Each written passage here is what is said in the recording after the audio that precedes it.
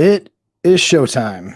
So we'll see who all decides to come hang out here on this lovely Friday afternoon. It was like weird when I was in a different time zone when I scheduled this. So it looked like on YouTube that I had it for 3 p.m. Eastern. And really, I needed to have it for 2 p.m. Eastern. And I put on the announcements on other social platforms, 2 p.m. Whatever. We're going to do what we can here. So we'll let a few people pile in and we'll deliver this thing. All right. We're going to be talking about the global sexual marketplace, how things have changed really in the dating and relationship market, and how things are different in 2021 than what you were taught to believe. And if you want a long-term relationship to thrive, there are a number of things that you have to do differently and consider. All right. So yeah, cool to catch you guys too in the chat. Some people are piling in. So finally we got a notification that happened. That's good. All right. So good. People are getting it more or less. So this was originally for this is a fundraiser, for Thor. Some of you guys know him as Red Pill Thor. Really cool dude, really genuine guy that I met through thanks, bro. And he is in the chat right now, so that's good. So Thor's a genuine guy, man. I met him through John's masculine empowerment network, and he's done a number of things and some work to help guys out. He's pretty selfless in that work. And unfortunately, what happened not too long ago is that his wife was is a wife or LTR. I'm not sure if you guys are conventionally married, but LTR was in a pretty serious accident. So she's in a car accident, serious, and it, really could have killed her, but she's pulling through and she's making it. And so this is a fundraiser because, good people in the space, we need to support other good people in the space. And, this is to help with that, some of the medical procedures. So a 28-year LTR is what we're looking at. Now, I did notice, so Thor, since I have you in the chat, if you want to, I did notice that the fundraiser that you created on Facebook, it looks like it ended. So I don't know if you met those benchmarks or if you want to create a new one, but this isn't, I know I announced this a couple of weeks ago. I know people were donating in the community, had already donated or were donating when I put the link in the advertisement for this event today. So I know some people already donated and helped, but if there's a place where guys can donate, if that is still a need and if that's something you still need, just if you let me know what to do, because I literally found out 10 minutes ago that the fundraiser you had created on Facebook said it had ended. So I was going to put a link to that fundraiser, but it looks like it's not going on. In fact, can maybe put a link to it anyway, but you won't be able to donate to it because it's not created. So I don't know if you can go create another one if you want to do that, and I think there might be a time limit on these things, or if you just have another way for guys to, reach you to be able to help out. Okay. So, and there was the page there. I just linked it. If you guys want to see what was going on in more details or whatever about what happened. So according to Thor here, because people will watch this later and not see the chat, it did meet the benchmark. And so there will be a GoFundMe for the stem cell therapy. She's a very good candidate. Oh yeah. So Facebook limits fundraisers. So I guess in this case, then we're just kind of raising awareness for it. And if you have a place where people can go to keep up to date, maybe it's your Facebook, maybe it's your Instagram, to go ahead and put it in the chat, because if you're going to do some stem cell therapy or some different things that you might need, people can kind of keep up to date with that. Just her hospital stay maxed out the health insurance caps at over 1 million. Yeah. It's crazy ridiculous, how expensive some of this stuff is, and how crazy how it is. You could get into an accident, and then that's just going to blow you out financially and limit, you find yourself having your care and things that you need limited. So it's a tragic situation no one wants to be in. You're handling it like a champ, bro, but I couldn't imagine if my LTR or someone I cared about had this happen, gone, and we're going through what you're going through. So, my heart goes out to that. And, it's another thing too, I wanted to mention, like, notice I wanted to do this. And so anyone who's watching this later, you're getting updates in the chat. So she had a C5, C6 neck break. So she had a neck break and was paralyzed. So all of the PT that now I noticed though that you were showing updates and she was actually getting some movement back and some of those things, but all that acute PT will be a million or so, and it's not covered. So we're talking tons of, there's a lot that's needed here, so any little bit that can help, if you guys, keep in touch with Red Pill Thor on his social media, and, whatever you can do, guys, to help. This is sort of to raise awareness for it. And if you don't know what's going on with this, you guys can do this and help. And that's another thing too I want to mention. So, having your LTR thrive in a digital age, and really it's global sexual marketplace, but I know a lot of new listeners might not know that term. So it's, we can call it a digital age. But Thor here and his wife, or LTR, Missy, they're thriving. From what I can tell, I can tell the way he talks about her. I can tell the way that he presents, his relationship when he's consulting other men.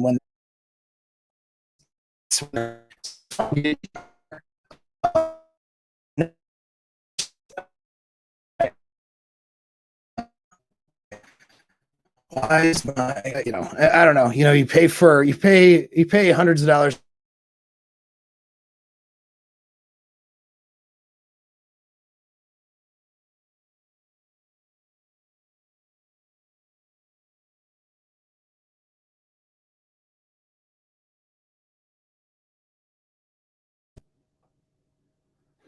All right. Hopefully that'll keep going. We might have to take a break and find out if that's awesome. I'm going to take a break. You guys are going to have to talk to each other on the chat. It'll be fun. I need like 5 minutes or 2 minutes. Find out why my Wi-Fi is doing what it's doing right now.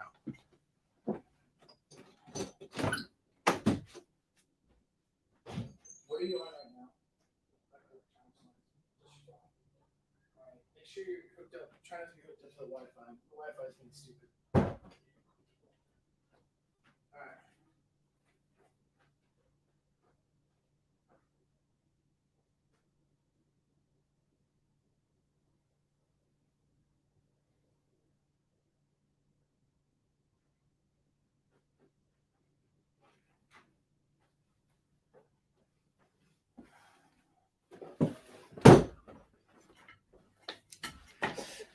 All right. Hopefully we will have some stability there. Kick the cam back on, and here we are. All right. Only happens when I go live and do some really important events. That's what we get. We get my internet to do stupid things. You can only spend so much money on internet. Figure a couple $100 a month, and corporate level internet where I should be able to run 50 computers out of my household would be enough, but just not. I guess not, right? I guess not. So anyway, back to the topic before I was rudely interrupted. All right. No, we and to answer, yeah, dude, we had a choppy stream just a second ago. So hopefully we're good for the rest of the time. I don't know. It should be all right. So back to it. Yeah, so a lot of red pill spaces and some of these men's health spaces can be really nihilistic when it comes to relationships. And I found that Thor was whenever he would talk and present things and help guys out, he really knew how to balance out, masculinity and maintaining your masculinity and your sense of identity with, with also maintaining a good long-term relationship. That's something that it's hard to find that balance and to have that voice of balance, right? Because usually guys, relationship help is a lot of times guys giving up their masculinity, their frame, their identity for the sake of a relationship that's outside of what we know against red pill circles. But when we look inside certain red pill circles, a lot of times it can go the other way, where a guy is very nihilistic about the relationship and doing things that aren't necessarily going to help that long-term relationship thrive. All right. But they're, and so we got to strike that balance. It's a careful balance. And it seems like Thor's got that balance struck in his relationship. It's a testament to him. It's a testament to his LTR too, Missy. This is why we vet women out. It takes a certain type of a person that you're going to have to find. And I don't mean it's not a one-itis thing, right? But a woman has to bring to the table certain characteristics to a relationship in order for it to work. It takes two people to make it work. So, there's a lot you can do as a man to make things work, but your partner has to foster some of these behaviors and beliefs too that are going to be productive and make it so that it's a thriving thing, right? Most relationships don't work out. The study that I most oftenly quote, Rich over at Entrepreneurs and Cars quotes this one too, did a video on it, is only 13% of relationships after the year mark are considered happy. All right. They've either broken up by then or the rest are considered just not happy. That was based on 6 categories and a way of rating those categories. And so out of the 13% that are happy, there's 4%, I think it was, which considered the absolute bliss, which meant all 6 of those categories were satisfied to the maximum degree, and they were considered blissful, wonderful relationships. That's 4% after the 8-year mark. Other than that, 13% are happy. The rest are duds. All right. So I don't give up on the idea of having relationships, or I wouldn't do something like this broadcast right now. But we got to know those statistics and those probabilities. And what that means is that a whole lot of people are doing things wrong. Okay. They're doing the wrong things. And biggest thing that people are doing wrong, I think, is demonstrating arrogance in their relationships. And we'll talk about that later, because that arrogance means that you won't look at yourself and the things that you need to change to make it a thriving relationship. You'll instead be looking at your partner and the things that they're doing wrong and focusing only on that. And we do know that with the entitlement mentality that women have in the West, unfortunately, that's a big part of the problem, And I'm not saying that guys aren't the problem too. There's things that guys are doing, but what I often see with female behavior is just extreme amounts of entitlement and an inability to see the things that they're doing that they need to change or fix. And so that's something that we need to be aware of. But we'll get into now really more of the presentation. It's more of a talk, really. Okay. I didn't do a big PowerPoint thing or anything like that. You guys can ask questions in the chat. All right. I'll answer them as best I can as we go along. So we'll start off with what is different now. What is the digital age? What I'm really referring to is the global sexual marketplace. Okay. So you had a time where your sexual marketplace was limited to your geographic area. Got King Afi in the house. What's up, brother? All right. And so back to it though. So you have it used to be your geographic area that you were in. That was your sexual marketplace. And so think most people lived in smaller towns and smaller places. I know this is a global broadcast, but we'll use the United States as example, small Midtown America type stuff, right? And so think about like 20s, 30s, something like that. You lived in a small coal mining town, right? Guys went to war, came back, all that stuff happened. Your selection, a woman's selection for men was a handful of mateable guys in their town, right? And so she would connect with somebody, and then that would be the best that she could do, right? Out of all the available guys, there's a handful of women that are available, a handful of men. Their sexual marketplace is geographically closed, and they meet and they mate and go ahead and have a family, whatever they're going to do, right? And so that's how things were. They were in small tribal, places for most of our history. Go all the way back to hunter-gatherer tribes. You had to select amongst your small tribe. Agricultural revolution, you had city states and communities, but you had your community, and it was a very small selection. All right. And even getting into, the last century before the internet, you were geographically limited with your sexual marketplace. So this does a number of things. Okay. And through our entire history, we were evolved in these smaller closed environments.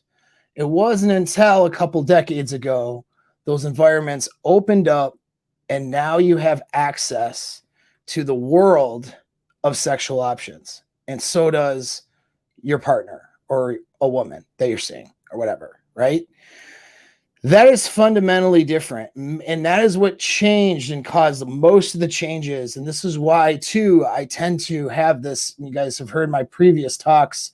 I talk about, well, if a girl's born after 1990 or a guy's born after 1990, why is 1990 a number that I use? It's an easy number, first of all, because, I'm just rounding it to that decade, that part of that decade, right?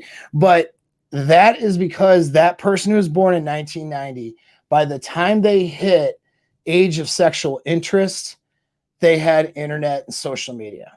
All right. So 1990, that person, starts to have social media as a normal part of their life by the time they're 15 years old. 2005, social media, Facebook, or it would have been MySpace back then, and internet connectivity forums. These things were normalized by around that time period. And you could say 1989, same thing. Sure, 88 for some people. Maybe some people is a little later, 91, 92, depending on how their life was and where they lived and how, whatever. Okay, but you get the idea. Right around 1990, these people became, global, and their sexual selection options and what they could see out there and what they could think they could get now wasn't just their little town and social circles. Now it extended to all over the United States, all over the world. Anything really they could search up on the internet, anything they could connect with in the quick world now, and it's only accelerated. Things like TikTok, for example, where you have quick 60-second videos just scrolling through, and then following different people. Chicks can follow different dudes they think are hot. Guys can follow different chicks that they think are hot and just get this like quick access, boom, boom, boom, boom, just inundated, right? And so they have now global access to a amount of partners. Our brains are not evolved to handle that, okay? Our brains are not evolved to handle the changes that have happened in the sexual marketplace today. To allow for a long-term relationship, to thrive. Now I'm going to look down here. We'll see this. Well, I don't know what his actual take is on pair bonding. All right. Because I mean, it's not bullshit. I don't know what to tell you. So he thinks it's bullshit. I tell you it's not. And so we can talk about that. Maybe he thinks that, it's not as consequential. I don't know. But the reality is there's a lot of science behind it. All right. And so it depends on what he means by that. But you get bonding chemicals with another person that you start having, a deep sexual relationship with. And those bonding chemicals are lessened or blunted over time or don't last as long over time with the more partners you have, and of course the how intense or the dynamics between all those partners. So there's a lot of research on that. I don't know what to say about it. You know what I mean? And so on this one, pair bonding is a real thing. Not everyone can do it, but certainly real. Well, yeah, there's science behind it. I don't know what to say. So I don't know what he means by that. You know what I mean? That could be worth a conversation if you ever want to have it with me. But I don't know. I've done several videos on it. You can actually look in some of the videos where I do provide sources on it. You can look it up. So that's in the animal kingdom. It's within mammals, and of course it is within human beings as well. That's not saying like we're not a monogamous species or anything like that. That's not what that means. But we do have chemical reactions that happen when we're with certain partners, and those chemical reactions are lessened with stuff over time. What's up, John?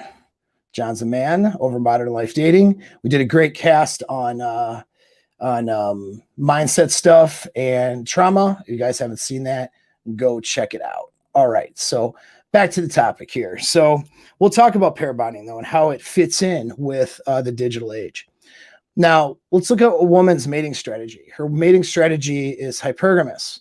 All right, so it would derail me. I have no idea how to do that. I don't even know how to do super chats. I got to figure that out. I'll get with you later. So yeah, screw me up. All right. So anyway, so women are designed to be hypergamous. They are looking for the best sexual options for mating. Now, women also need provisions as well. Okay, so these are things we've all talked about in this space before.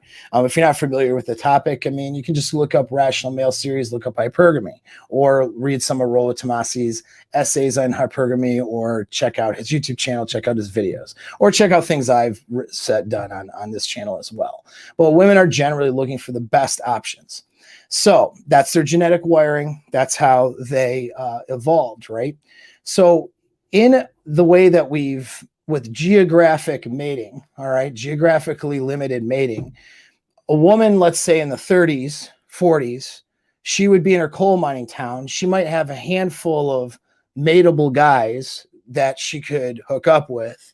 She pairs off with one of them, and now hypergamy solved. She found the best option she could have among a very small select number of choices. When she is uncertain about her partner, which females get uncertain about their partners, no matter how awesome the dude is, it's part of the game. All right. And what'll happen is that uncertainty will cause them to look out in the sexual marketplace. They will look out and see, is there a better deal out there? That is how women are wired. They are always wired to look outward and see if there's a better deal outside of their partners when they have uncertainty. All right. And so when they do that, they look around their coal mining town and they go, yeah, no, nothing else out there. I picked a good man. All right. And they go to church on Sundays and she's barefoot and pregnant and, you know, whatever. They beat their kids and everyone's happy. Okay. So I'm not idealizing TradCon life either. Just keep that in mind. The intensity and level of a lot of these relationships are pretty damn low. Okay. So that's something to keep in mind. But that said, that's how it was. At least the hypergamy aspect was more or less satisfied. Now, some new guy comes into town or whatever, or she starts, you know, she's in a bigger city and she has more options available. Now you start seeing more cheating. Now you start seeing more mate switching. And now you start seeing more just generalized unhappiness in the relationships. But that's a little bit harder to tickle in a geographically limited sexual marketplace. Now, in a global sexual marketplace, let's look at what happens to a woman's hypergamy. She just has to, with the press of a button, end up on the internet, and she sees better options than you. Now, are they actually better options? Well, no, not necessarily. But the internet and social media is presenting a small sliver, right, of what is real out there. It is the best presentation. It's really an avatar or a fantasy of what else is out there. When people post things about their relationships, how amazing they are, it's the best representation usually. I mean, there's this times when women are bitching about their partners online too, but that's a whole nother thing, right? But when they're presenting the good stuff, it is the best presentation. When that perfect married couple presents their kids and they're on vacation and everyone's jumping in the lake and whatever, everyone's happy. All right, all that stuff. What is that? That's that couple could be miserable for all we know. But on Facebook, wow, right? Wow, that's amazing. Amazing couple, right? And that's what people do. They're presenting an avatar of themselves and their lives.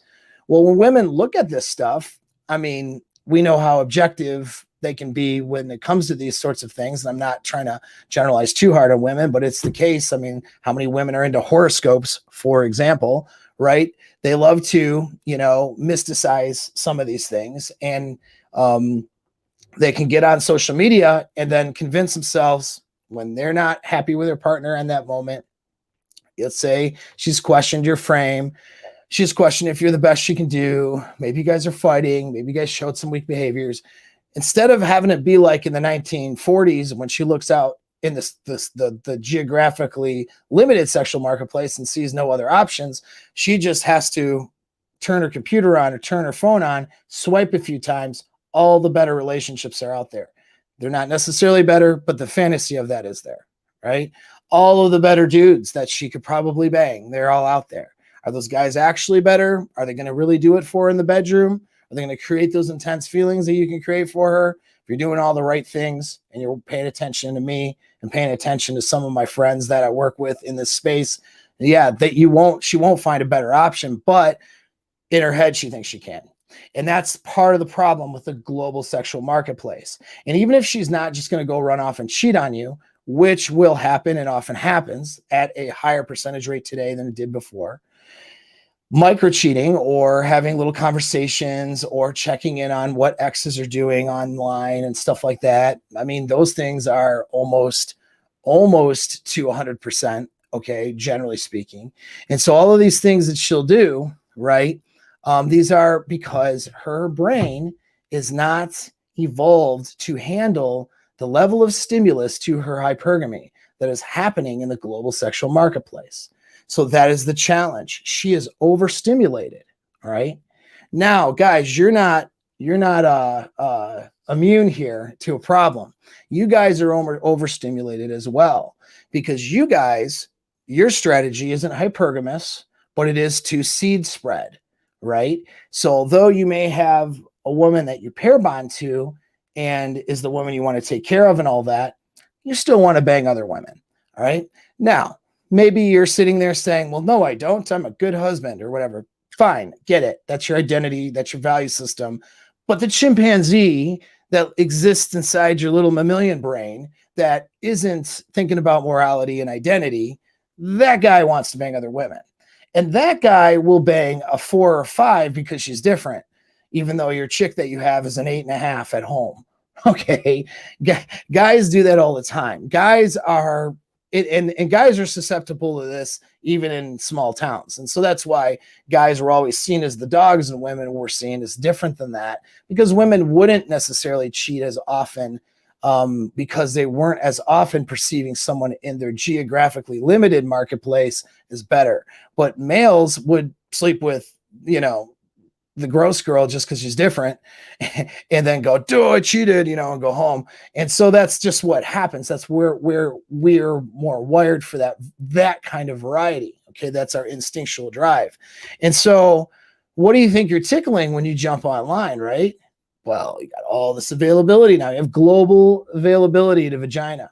And so how many guys are, micro cheating where they're liking some girl's stuff or whatever, and they're on there doing that stuff. They're stimulating that behavior. And what that does is it compromises, provided that the commitment says that you're not going to go off and do that.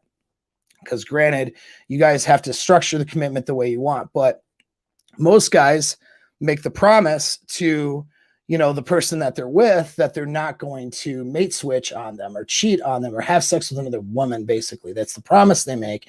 And then they do these micro behaviors that sometimes turn into macro behaviors, actually meeting up with chicks and actually doing stuff that demonstrates otherwise. And so she part of her thing for her to want to be in an LTR with you isn't just that you're the best she can do, but it's the best that she can keep, right? And so now she has a compromised in her head. Can I keep this guy? Is he trustworthy enough for me to be able to keep him? Am I good enough to be able to keep them? And when she has that framework, she'll resent you and destroy the relationship potentially. So if she doesn't trust and because you're doing those behaviors. So these are things that can happen. So can you share screen of a 4 or a 5? I don't know. All right. So I understand that question. So let's look at a couple stats. I mean, it's hard to find stats on this. This is the same as like when we look at notch count and stuff, the stats out there aren't clear because they're not the studies and the attempt on getting data is not really it's not objective anymore. It stopped being objective when it started to make women look bad. All right, that's really what happened in academia. Academia is very woke and they're very feminist oriented. And so anything that makes women look bad, they tend to stop doing that research. It's just the facts. You know, it's very unfortunate. I mean, I would estimate women born after 1990, you know, have slept with between 20 and 50 guys if they're of average and above sexual market value. That's not it's not every girl, but that's going to be the majority. It's going to be the average between 20 and 50 partners by the time she's 30 years old. Okay. Seems about normal when we observe the sexual marketplace. However, then we look at, okay, what the research will show, and the research will be out of date, show different things. And of course, that research is just based on people's opinions, where then women lie on the studies. So women are generally deceptive and lie about stuff like that. So we're not getting accurate data, but we have to make assumptions. But same with this thing too, like the actual using, you know, the internet to micro cheat or do some of these behaviors that would compromise the relationship. People are honest about it. But even with that, so some stats that cropped up when I was doing a little bit of searching on it was 70% of exes, 70% of people check up on exes or past lays. And women do this more than men do. All right. So on your social media accounts, women are checking up on their guys that used to bang at a percentage rate higher than men are. All right, it's not a lot higher, but it's a little bit higher, and it's well over half. All right, of you know, it's yes. So 70% though between men and women are doing it, and it's probably more than that. All right, it's probably more than that. I think that these stats are not as accurate, and they make things present a little different. 37% of women have had cyber sex, you could call it, where they're doing stuff to themselves and talking to somebody and talking to another person outside of their relationship. 37%. All right. And it's only been about a little less than 25% for men have done that. Okay. So again, tickling that hypergamy, tickling that imagination, these are things that are happening. Now, what happens is we tickle that imagination, and then they stop, as a woman will stop seeing you as her best option. That's the problem. And when she stops seeing you as that, then she starts getting bitchy. She starts getting indifferent about you. She starts getting aloof. She stops being in your frame, basically. She stops being a compliment. She starts making your life harder. She starts resenting you, looking at you with contempt, you know, and becoming that bitchy girlfriend or that bitchy wife. That's what happens when they don't see you as the best. They start to resent you, and it shows. All right. 2/3 of people will meet with internet affair partners and bang them. All right. We know cheating rates are well above 50% in relationships, and women do it as often as men. 1/5 so 20%, and women again are doing this more than men by a little bit, will contact an ex or respond to an ex online and will be thinking about an affair. So when they ask that question, thinking about banging their ex, basically. And 1 in 5 are probably about 1 in 4 for women, 1 in 5 for men are doing that. And it's one thing to have a conversation with an ex or whatever, but it's another thing where they're thinking of actually banging that person. And they've admitted to that in the study. All right. So these stats are not designed to scare you. It's just designed to tell you, illustrate the problems that we have. And the problem is that our brains, again, are not wired or evolved to handle the overstimulation that the global sexual marketplace provides. So we have to make a conscious effort then in order for us to have a good, happy LTR. Your girl or your partner, all right, and most of my audience is men. I know I got a few women in the chat, and this is a good topic for you too, all right? But, so I'm going to talk male-centered here because that's most of my audience. But, dudes, your girl is going to need to abide by certain standards and rules that she'll put on herself, okay, if she sees you as the best and you set that framework. And guys, you need to abide by those standards as well, all right? Because, and I'm not sitting here coming from a tradcon, monogamous religious perspective here. It doesn't matter what the structure of the relationship is. You have to have integrity within that structure. So if you're purely monogamous and you're not looking at other women and she's not looking at other dudes and that's the structure, then you have to be true to that structure. All right. If you bang other women on the side and that's okay, and she's okay with it, and you're in the relationship and she's the person you're building with, and those are casual side things, there's a lot of people who do that and they have that, then that's okay. But then there's limits and boundaries within that structure. You have to set those limits and boundaries, and she has to understand what those are, and you have to understand what her expectation is and what those are. And that's part of setting the framework. All right. If you don't have an understanding of those boundaries, what will happen is she will fall out of frame or out of pocket if those boundaries get crossed. And so she needs to be able to illustrate what she's comfortable with. You need to be able to illustrate what you're comfortable with. And that doesn't mean compromising what you want and need. It just means that you make sure that you're both clear on things, right? Because that's gonna prevent a lot of problems. It could be, that you and your partner are sort of semi-monogamous, but you have, you bring another chick in the bedroom every now and then. Okay, well then so that's more of a, occasional threesome situation. Cool. What's the limits though, right? Is who's sourcing those women? How are you finding them? How often is this happening? Or, what's the expectation of that? You see, so these are things that need to be communicated, because we're not, in a sexual marketplace where we can allow these things to just happen naturally. All right. What boundaries do you expect her to abide by when she deals with males and with her online presence? That needs to be illustrated, not explained where you're trying to convince her, but illustrated as a statement of fact that this is what I expect. And if she has boundaries and things, then she needs to illustrate that to you too, rather than have you do whatever you're going to do. And then she gets all mad and upset about it and goes, well, geez, isn't this common sense that you're not doing this? No, nothing is common sense in the global sexual marketplace, because common sense implies that we are wired instinctually to handle it, and we naturally will fall into behaviors. The reality is we're overstimulated. She's overstimulated, and so are you. So you're naturally going to fall into behaviors of checking out other women online. You're naturally going to do that.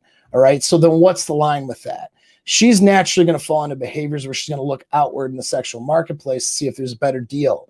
What's the line? What's the limit of that? All right. How is she limiting herself? How are you limiting things in the relationship? So that's the things that you guys need to pay attention to, is these boundaries, right?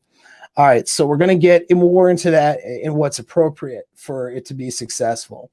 But here's the essence of having success in the global sexual marketplace, because a lot of you guys are sitting there going, well, shit, she's always going to get online and find something better, and then always devalue me and lose interest in the relationship, and then potentially look to switch.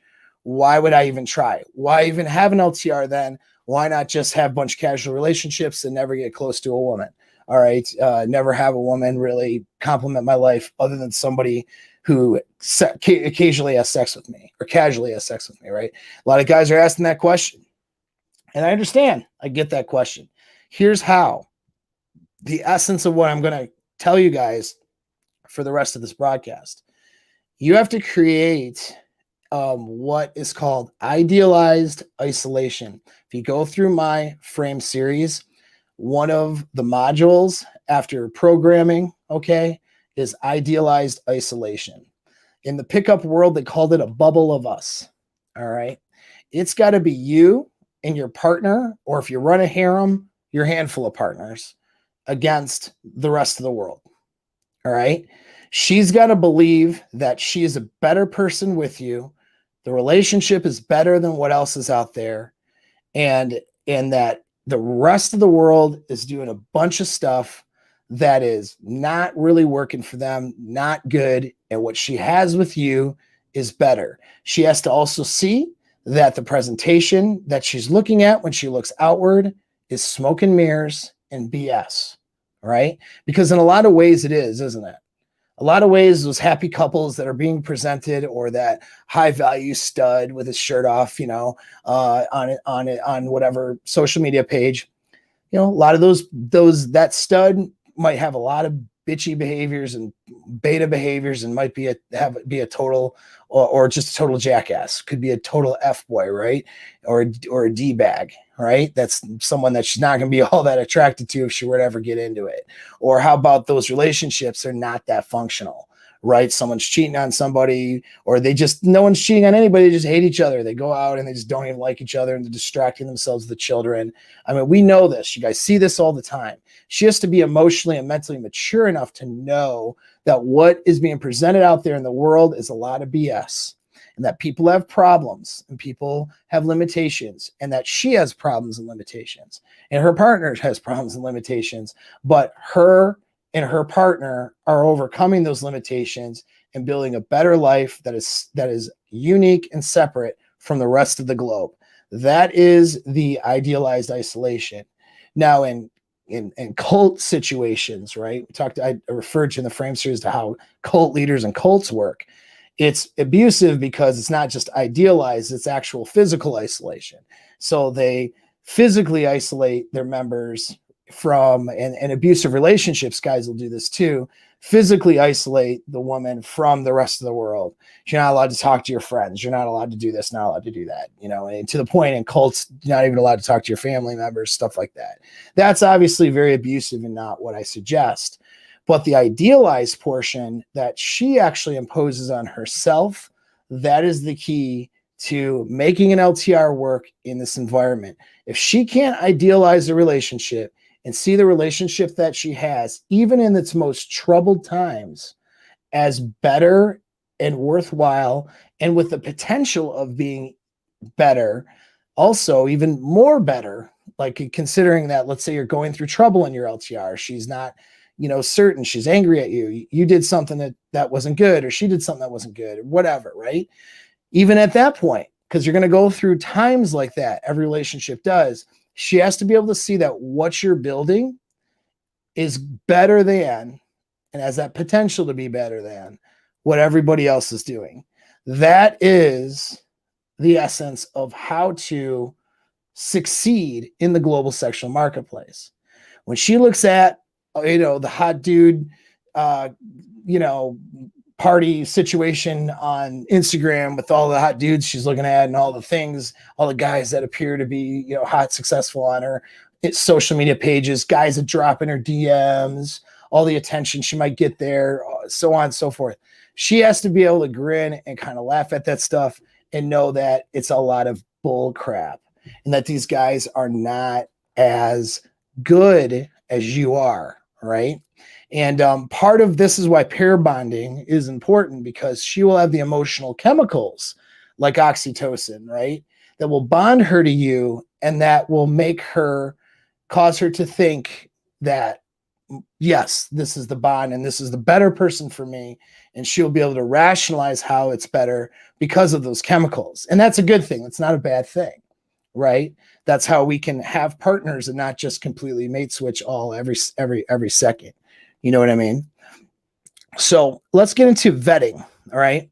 So how do we create this? So the key is vetting, and the key is boundaries, and the key is creating that environment. So when I say idealized isolation, I don't mean smoke and mirrors where you're presenting this idea to her that this is the best thing on earth, but really it's like garbage because you're not treating the relationship like you should. What I mean is that it is, in that the things you're experiencing together, okay, is actually special, right? Is something she can't just find elsewhere. She doesn't just see you as the better man, but she sees the relationship itself as better, and she sees herself as better than when she wasn't with you. This has to be comparatively to her past, right? So she has to see you as better than all of her past partners, not just in the current, but in how she felt back then. I know that's confusing and hard, but that's true, And so she has to see that way. And not only that, because if she sees it that way, then she knows it's very unlikely that she will find something better in the future if she were to leave you. And so this creates this idealized situation. All right. I think that's hilarious. Thank you very much. I live in a van down by the river. Okay, so all right, so let's look at vetting. All right, first of all, age and maturity. Take a little sip of water here because I'm going. All right, done a video on this. Under 25, generally not good for LTRs in the global sexual marketplace. Back in, the Amish times or whatever we were in, okay, maybe so. Maybe we want to bag that girl when she was 18 years old and fertile and all that crap and whatever. But in the global sexual marketplace now, if she's not at least, she hasn't hit epiphany stage, you're going to be hard pressed to make that LTR work long term. Now, I'm not saying never have a commitment or whatever with a girl who's, hasn't hit epiphany yet. And for those of you who don't know what epiphany is, it's when a girl realizes that she is not getting any younger, okay, and that the wall is happening and that her sexual market value declines from the point that she recognizes it every single day, every single year for the rest of her life. That's epiphany, okay? A girl who's 1 years old thinks she has forever to be pretty. She's forever 21, just like the store, and she's having hot girl summers every summer for the rest of her life in her brain. And then all of a sudden she hits like a point, whether it's 26, 28, usually it's right before 30. And she goes, holy crap, I'm not getting the attention I used to get when I was 21. I'm not as hot as I was, and I see my decline. I better stop being stupid and throwing my vagina all over the place. And I better start thinking more clearly about what I'm doing with my life, because I will end up alone and oh yeah, I'll end up alone and with a lot of cats if I don't do something different. That is epiphany stage. Look, before a girl reaches epiphany stage, the likelihood that she's going to have the emotional and mental maturity to be able to make decisions, and when I say make decisions, I mean make decisions that are good for her, and it's really an ability to challenge herself and challenge her behavior. That's what it is. A hot 21-year-old has no catalyst to challenge her behavior. Everyone tells her she's amazing through her actions and words, and she's done nothing to earn it. And so she walks around thinking she's the smartest and most amazing person on earth, right? And everyone else, anyone that says, your behavior's kind of crappy or whatever, yeah, they're stupid, because I can just go online and have, several other weak ass males comment on my butthole picture on Instagram. So I'm amazing and I'm pretty and I'm this and that and the other. She has endless sexual attention. So she has no catalyst to question her behavior usually. And I'm not saying they never do, but it's just not to the level or degree that they need to in order to improve themselves to be good relationship partners. So they may be fun at the party. They're fun to bang. Okay. Generally speaking, not good long-term partners. Are there exceptions to this? Absolutely. So when you're dealing with a younger girl, you are really making sure that she is the one committing to you and has the freedom of that choice. And then for you younger guys, do not wife her up. Don't put babies in her. Don't do anything stupid. Just be in a relationship with her. If that's what she wants and she commits herself to you and she's choosing you above the party girl lifestyle and the rest of the sexual marketplace, that's great. Let it happen, but don't rush into massive financial or logistical commitments with her. All right. The commitment is more here, and maybe we could say spiritually, mentally, whatever. It's not on a logistical level. Not yet, not until she hits epiphany phase. All right. Don't start banging out kids until she's reached at least some age where she has thoroughly decided that, you know what, I don't really want what the sexual marketplace has to offer. The global sexual marketplace is a lot of BS. I really want what I have with this person. And then this is what I'm selecting. This is the best I can do. When she has made that selection and, you know, it means it, that's when you can start looking at, if you guys are wanting to have kids with somebody or whatever, start looking at those things. Do not do it with a young girl. All right. Because she, at any moment, can just change her mind and decide that she can do better. And once she does that, she will go out and do it. Doesn't matter if you've made a mistake and to cause it, or whether or not, or you could have been the perfect partner. It really doesn't matter. There's no morality to it. And they think their feelings are right. And and most people in general will put their emotions before their reasoning anyway, and their instincts. And then that's just what she'll do. So you don't want to create that situation. The prime situation for having an LTR that can work is epiphany age. So we're talking late 20s, early 30s. Does that mean a 40-year-old the single 40-year-old woman can't be in a healthy relationship? No, there are exceptions to all of this. Okay.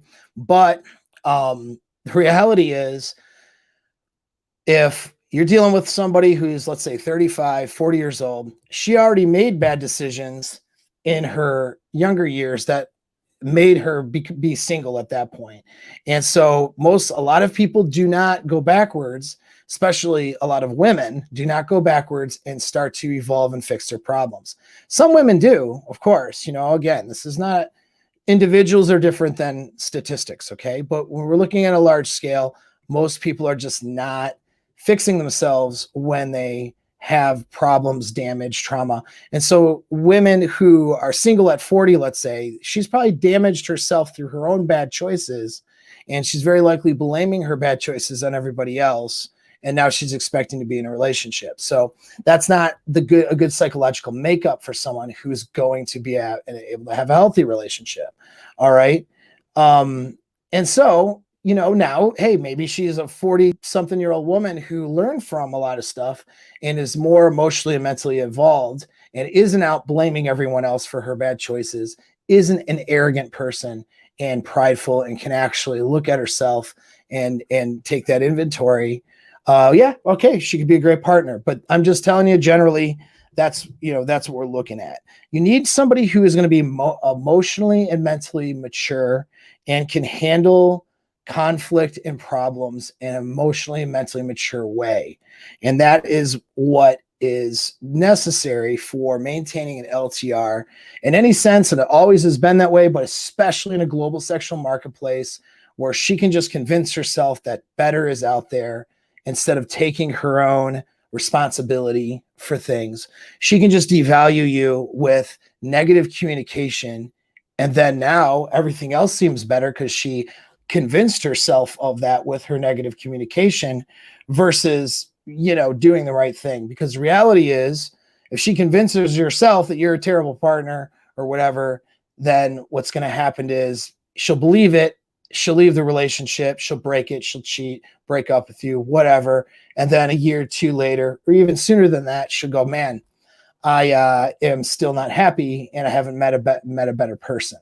And my relationships are still crap. Because the reality is, if you have problems, and this goes for you guys too, okay, this isn't just on women, this is on you men too. If you have problems that are preventing you from a healthy relationship, you're not going to get a healthy relationship with the next partner, okay?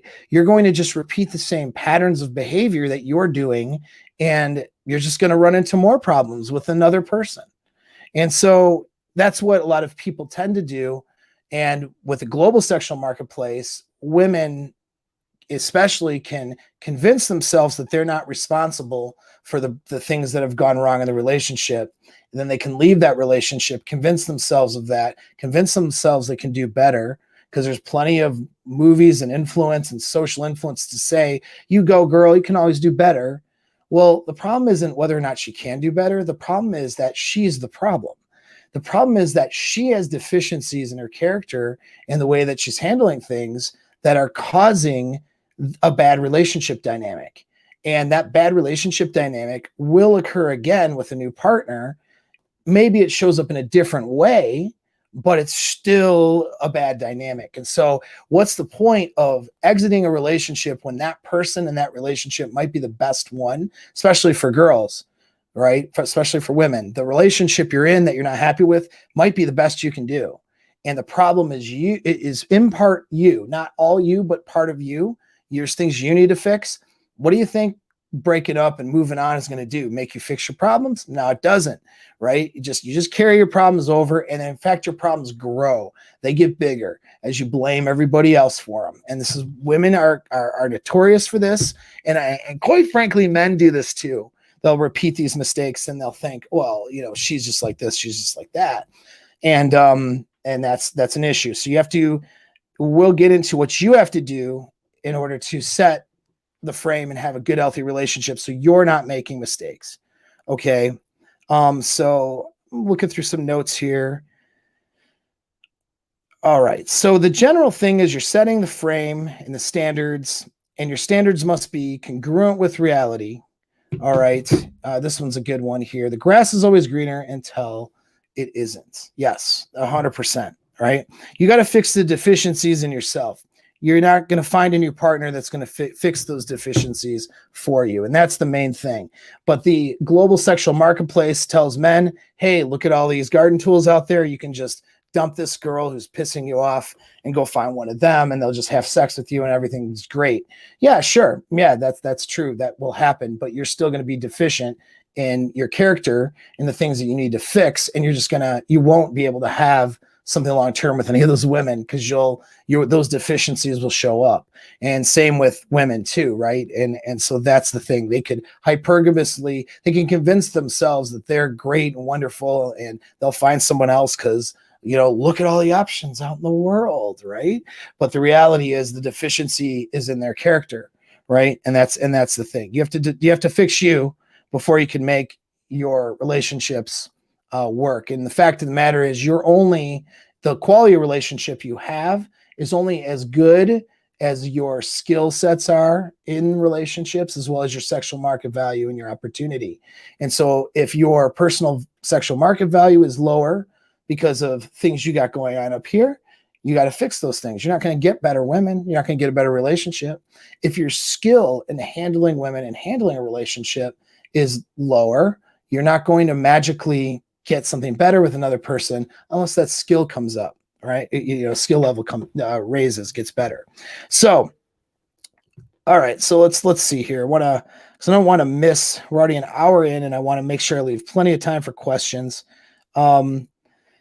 But back to idealized isolation. So here's kind of how this happens. All right. Just to illustrate it. Starts off in the dating phase. You start illustrating your sexual market value through your behavior and how you're showing up. That's part of the programming. All right. You're letting her know, hey, this is the best version of me. All right. And you're not putting on an act or a face. It's just you're showing up as the best. As she gets to know you, gets in a relationship with you, you guys cohabitate maybe, she'll see you at your worst. Okay, later on. But, the range of best to worst still needs to be presented in the light that is the most positive. That programs her to have these beliefs about you, and have the beliefs about the relationship are going to be predicated on the intensity of the emotions she has within the relationship, particularly the good times, right? And so I talk about this stuff in the Frame series. So I don't want to, it's several hours to go through that. I don't want to go through several hours of Frame, but you have to create amazing experiences during the dating phase. You have to have amazing sex with this person. You guys need to be experiencing cool shit. All right. When you guys experience cool shit and have high emotions, and her emotions are high, then she's more emotionally bought into wanting to be with you. That genuine burning desire raises for you. So you create that situation where there's this high, genuine burning desire. Now she is bought in, and now she wants what you have to offer long-term, and she wants it for herself. She wants to secure it. so that she knows she can have that for a future, and that somebody else isn't just going to take it away from them, or that you're just going to decide to go tomorrow or whatever. All right. Yes, a certain amount of dread or belief that, hey, he could go if he wanted to, does need to be present, but she wants and desires, though, some level of security. She wants that commitment. It's essentially what she wants from you, because you're creating these amazing experiences, right? And so that's when she wants the commitment. Well, there's a number of things that she needs to demonstrate in order for her to have that. And it's prior to the commitment phase that you illustrate those things. All right. So for example, let's say we'll use social media, as an example. Let's say social media, she's taking a lot of pictures and signaling to the sexual marketplace. Let's say that's what she does. It's not just taking pictures like a normal person, but she's acting like a single girl, right? And she has dating apps open too on top of it. Let's say that's what she's got going on. And then she goes, well, so where do we stand? Right? It's 6 weeks into the relationship. You guys are having bomb sex, having great times. And now she's like, well, where do we stand? What are we? And so, well, you say, well, we're just, we're seeing each other. We're seeing where it goes. Are you saying that you want me in a commitment? Is that why you're asking that question? And that's what you ask her. And then if she's like, well, kind of, I don't really want to see anybody else, want to be exclusive. Then you say to her, well, we'll see. I don't know that you're ready for that yet. And she's like, what do you mean? Why? She might get mad at you at this point. What do you mean I'm not ready? I'll just say, look, there are certain behaviors that are relationship behaviors. I can't get in a relationship with someone who isn't demonstrating those behaviors. And there's a few things that you do that are not conducive of a commitment. So I would think if you would want a commitment, that those things would not be there.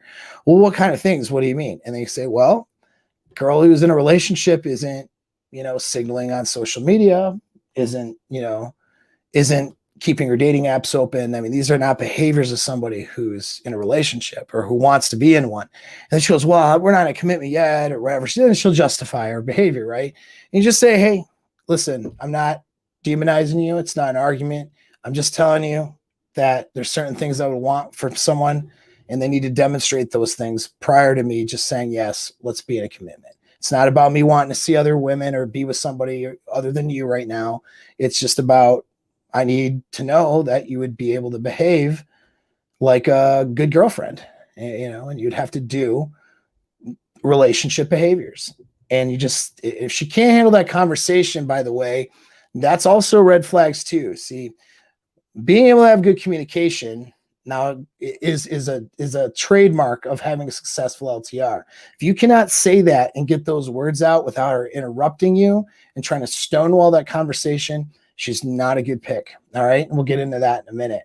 Now, I'm not saying there's a lot of communication in terms of discussions all the time where you're trying to convince her of your point of view and all that stuff. That's not what we're doing. Most of what you're doing is through action.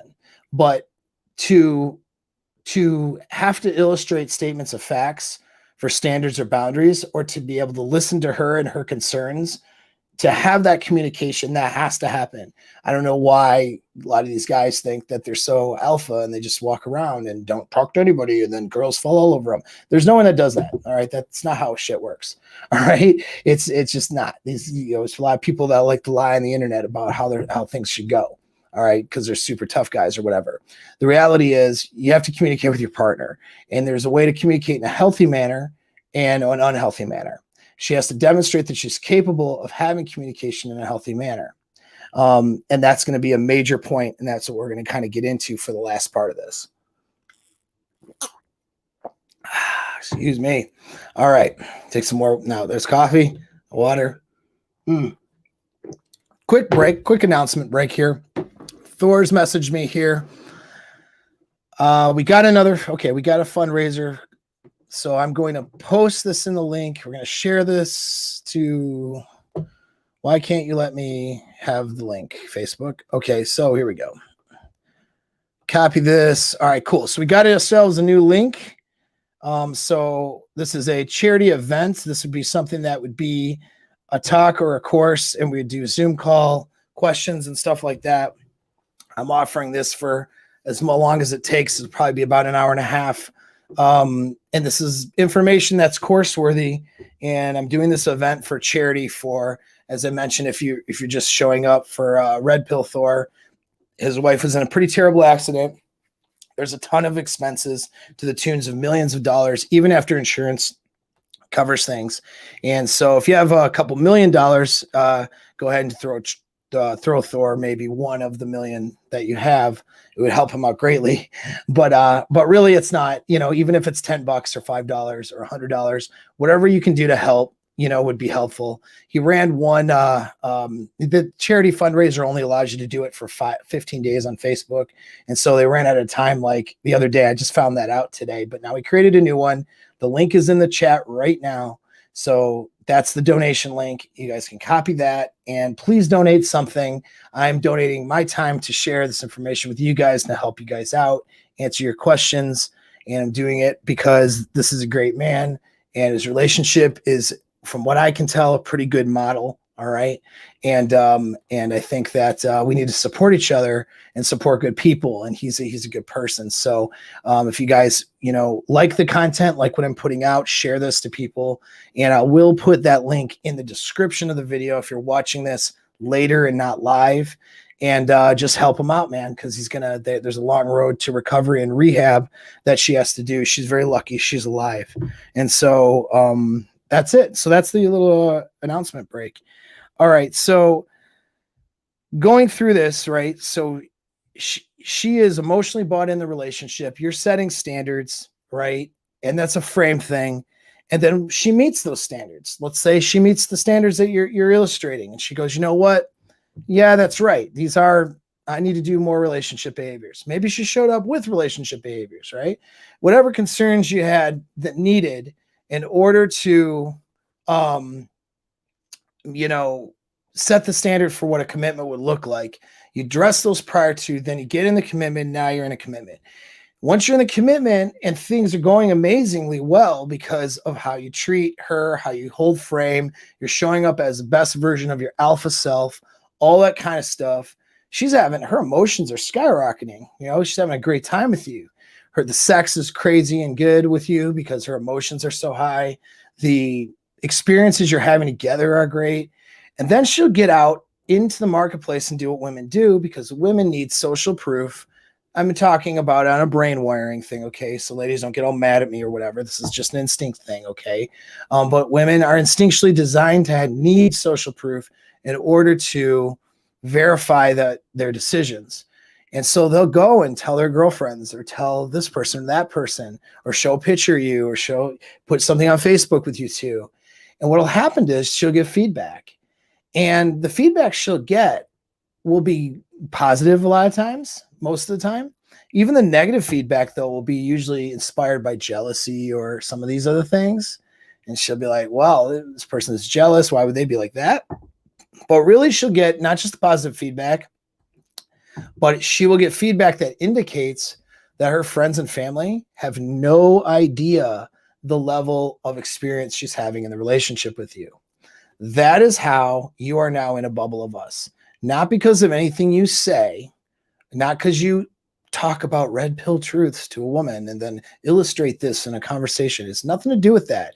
It's because her experiences with you are so good when they're good, that when she goes to share that with people, and then people try to relate to her, they can't relate to her. And that's what ends up happening. When she's going, oh yeah, like she's telling about how you blew her away sexually the other night. And then she goes, oh yeah, well, pick a name. I don't know, pick a name. And then someone's going to say my name, but whatever. So Ryan last night was so amazing and this and that. And he did the same thing. Like he blew me out. And then she's sitting there thinking like, no, he didn't. Cause I've heard you talk about this guy that you've been with for the last couple of years now. And just the other week, you're ready to kill him and throw him out of the house. And you're complaining about how sex was, so she sits back. She goes, wait a second. You know what I mean? It went, oh yeah. And everyone, all her girlfriends try to compete with her and tell her their good stories about the guys that they're banging. And she's sitting back going, whoa, wait a second. That's not the story prior to me bragging about my partner, like their stories were different. They just changed it. They don't understand, you know? And so they'll talk about experience. And it's like, God, they just don't get what I'm in right now. You know, talk to mom, talk to dad or family members, sister, brother, whoever, siblings, you know, cousins. And they don't get it. And so that is how you end up in a bubble of us. That is a requirement. Most of the if you got to stand, it stands to reason that most relationships suck. Most people are having bad sex or average to decent sex in some cases. They're not having these massively euphoric experiences with their partners. And I'm just talking about the sex part, that's sexually. Even the other experiences, they're not having these wonderful experiences and feelings as good in their relationships. Past the honeymoon phase, it's not there. Most people don't know how to experience that. Guys that I coach on a regular basis, they come to me wanting to do better with women. They've never really experienced genuine burning desire, that crazy alpha desire that a woman will have for a guy. Like they haven't even experienced that. Most guys, it's like something like 70-80% of guys will never experience that. So it stands to reason that if you're creating a good relationship and building a good relationship with a partner who's capable of building that with you, your relationship is going to be unlike most of what else is out there. She might find a select person here or there that understands, but for the most part, people won't understand. And when that occurs to her, and it should occur to her early on, then she will realize that what you two have is something special and something that is a bubble and something that is different than everything else that's out there. And then that thing is worth preserving. Whatever the structure is of your relationship, whatever the commitment level is, it's worth preserving. You do something that upsets her, you make a mistake even, it's worth getting through it. She screws up, it's maybe worth getting through it, provided she's capable, you're capable of doing it. That's the bubble of us that you need to be in. If you expect this LTR thing to work out long term, or at least to set the conditions up for success, obviously you can't control your partner. You have to be able to create amazing experiences and create a situation where it's you two against the world. And she knows that in this relationship, she's very special. And what you've created with your frame and what you've done is in fact special, despite whatever mistakes might be in there, right? You might have some betrayals. You might have some mistakes. You might have some arguments. You might have some times she's disrespected you or vice versa, you know, and we just go down the list. As long as you've overcome those things, and what you've created is amazing in comparison to everything else, she knows now the global marketplace that she looks upon is worthless.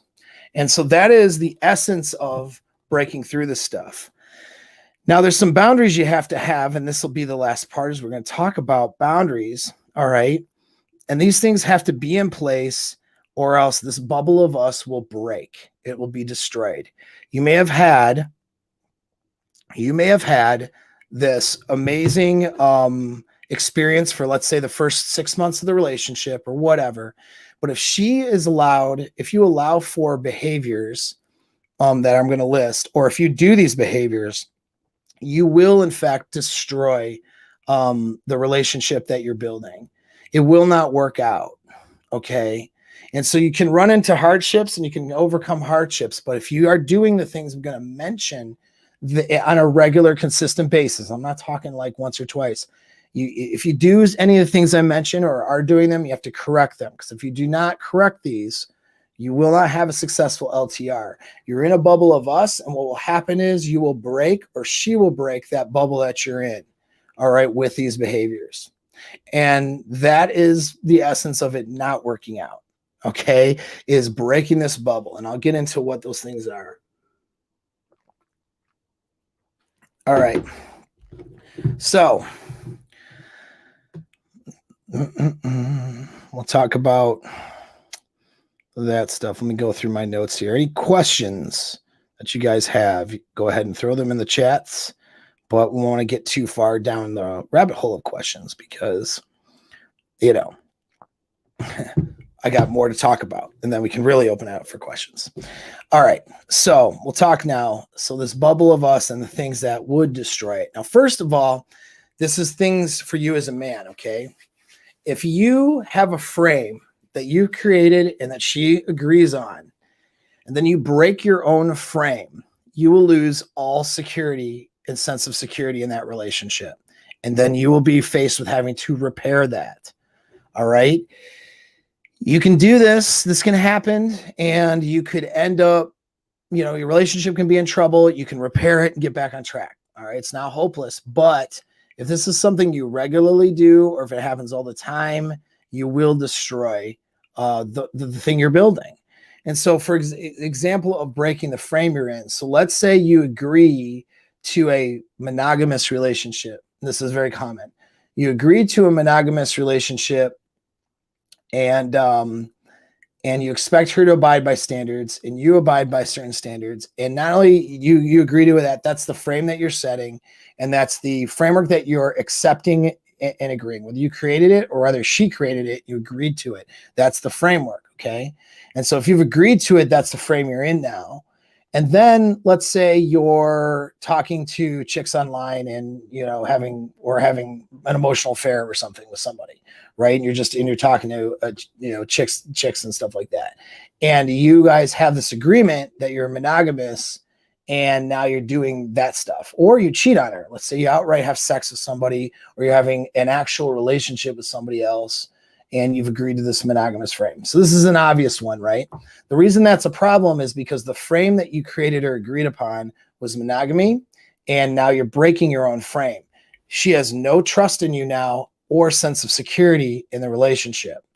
All right. So that is number one relationship killer that you could do as a man, is break your own frame. All right. Now, if you say from the get-go, hey, occasionally, I'm going to talk to other women, this is what's just going to happen sometimes, but it's not serious. But I don't expect you to talk to other men. I expect you to not do that. And that's how we're going to go. I know that sounds, outrage. That's a double standard. Yeah, it doesn't matter. There are no double standards. The men and women are different. So it's not about whether it's a double standard or not, or whether it's right or not either. It's just about whether it's agreed upon and understood. So for example, some women are totally okay with their dude going out to like maybe a strip club or doing this and that. And, maybe even hanging out with other women occasionally on a business trip. They just don't want it brought to their doorstep. They don't want to be embarrassed by it. And they want to know that this guy is all for them. And that's that woman's framework. And that's the framework that the guy has set. Is it healthy? Is it not healthy? I'm not going to judge that right now. What I'm telling you though, is that if that's the frame that's set, okay, but she doesn't want it on her doorstep, and she doesn't want it to be anything more than a casual thing. And then all of a sudden you're in an affair with the neighbor, and you're talking about telling the neighbor you love them and you think about them all the time and stuff. And now it's on her doorstep. You just broke the frame.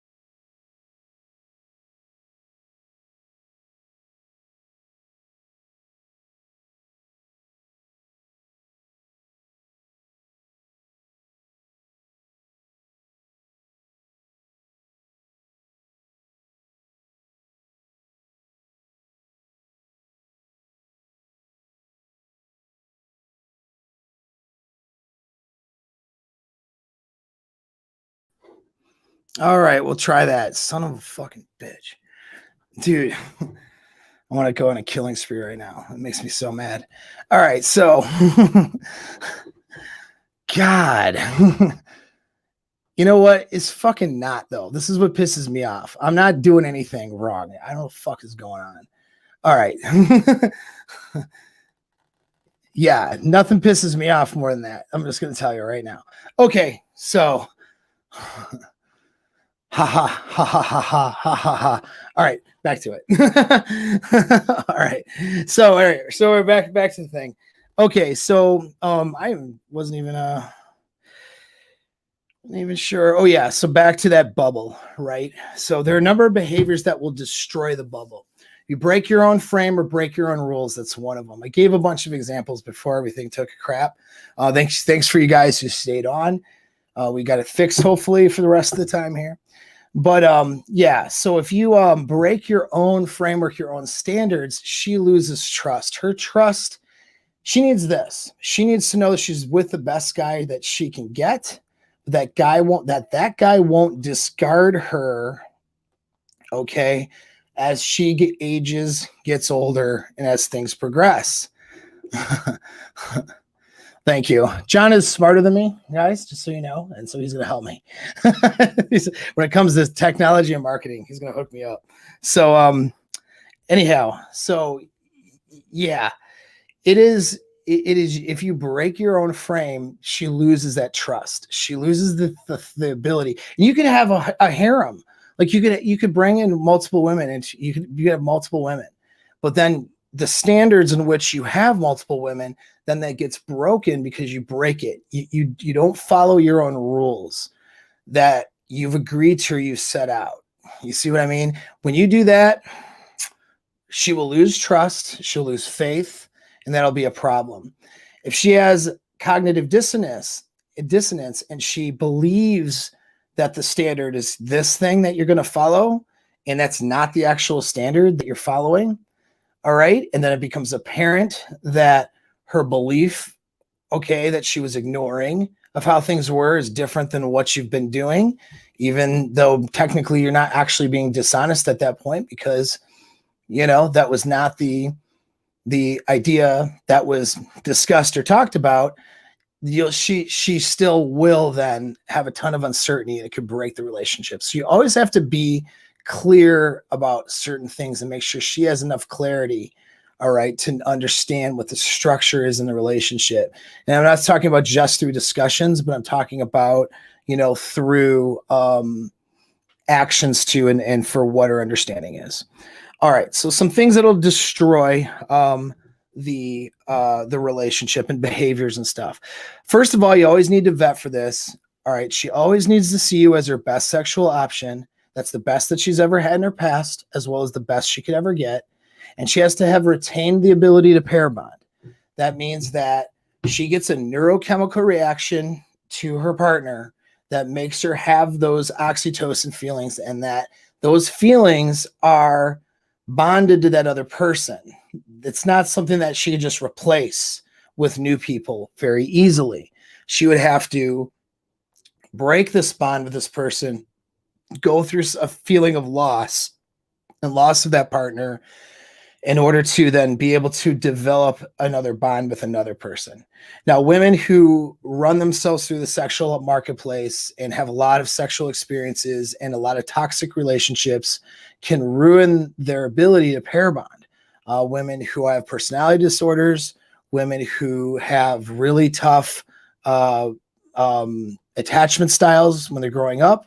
Okay, these are, you know, because of trauma from childhood, these women may have trouble pair bonding, which means they will not get the chemical reaction that they should get that emotionally draws them to you and makes them be able to have those high feelings, not just during the honeymoon phase, but throughout the relationship that creates that bubble of us.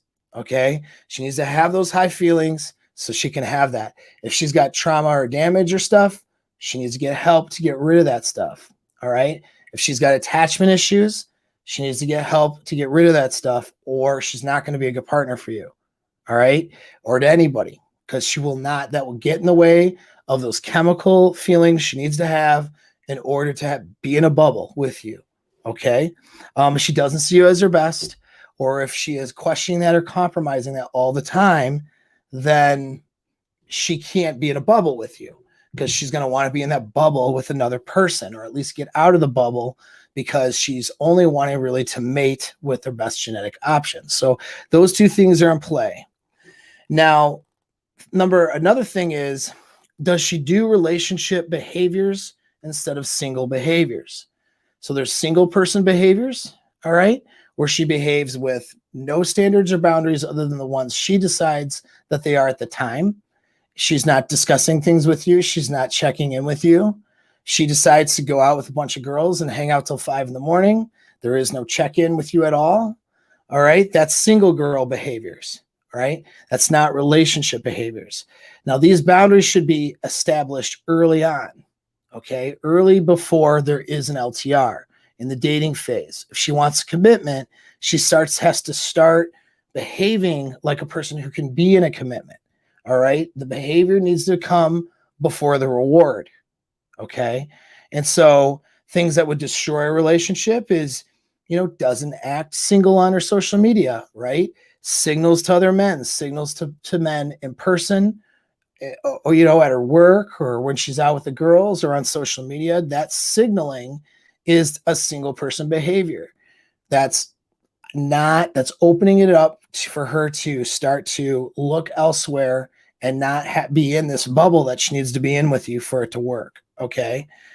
Does she keep exes around? Now, sometimes exes are just around because they're in the same social circle, or they work together, or whatever, and there's no connection there. That's okay. But does she keep healthy boundaries with them?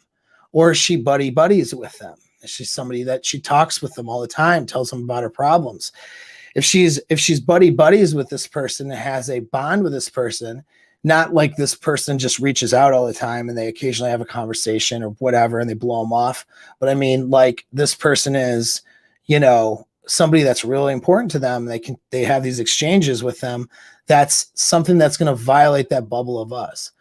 When she's having struggles and problems with you, because remember, emotions are always fleeting. Okay. They're never the same. All right. They're never stationary. They're never stable.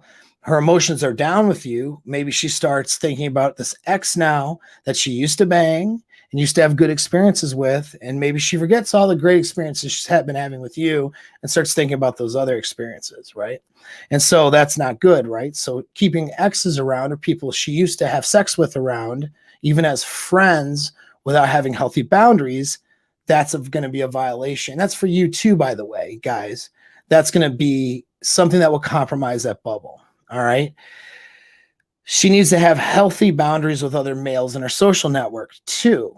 Okay. So I've talked about this in other videos, but there are males that are more sibling status, which are guys who they see her like a sister. She sees them like a brother. These are the guys that could drive you could trust them to drive her home when she's wasted or something. And, there's never anything sexual that's going to happen there. If she were to offer sex to that guy, he would say hands down no. These guys will want to be friends with you as much as they would want to be friends with her, because they want her well-being. I've talked about this in other videos, so I won't go too far into it. That's still going to have boundaries with that guy, but that's going to be different than the boundaries of the friend, who the friend is really somebody that, or coworker, or whoever, that's somebody who really wanted to have sex with her, but, is okay with the friendship. Right. So he's not going to try having sex with her, but certainly if she made that phone call and said, hey, I'm horny, come over, he'd come over. That's a different boundary now she has to have set with that guy. Right. And then there's the male orbiters who aren't friends at all, and who will overtly, if they think they can get away with it, try to have sex with her and try to pull her away from the relationship. She has to have boundaries with that guy. And so those are 3 different types of males that will be in her life. And she has to have appropriate boundaries with all these people. If she doesn't, then she's going to allow a male into that bubble, and that's going to violate the entire relationship and LTR that you're in. Okay. And you can actually, I'm sorry that women don't like this, but it's the truth.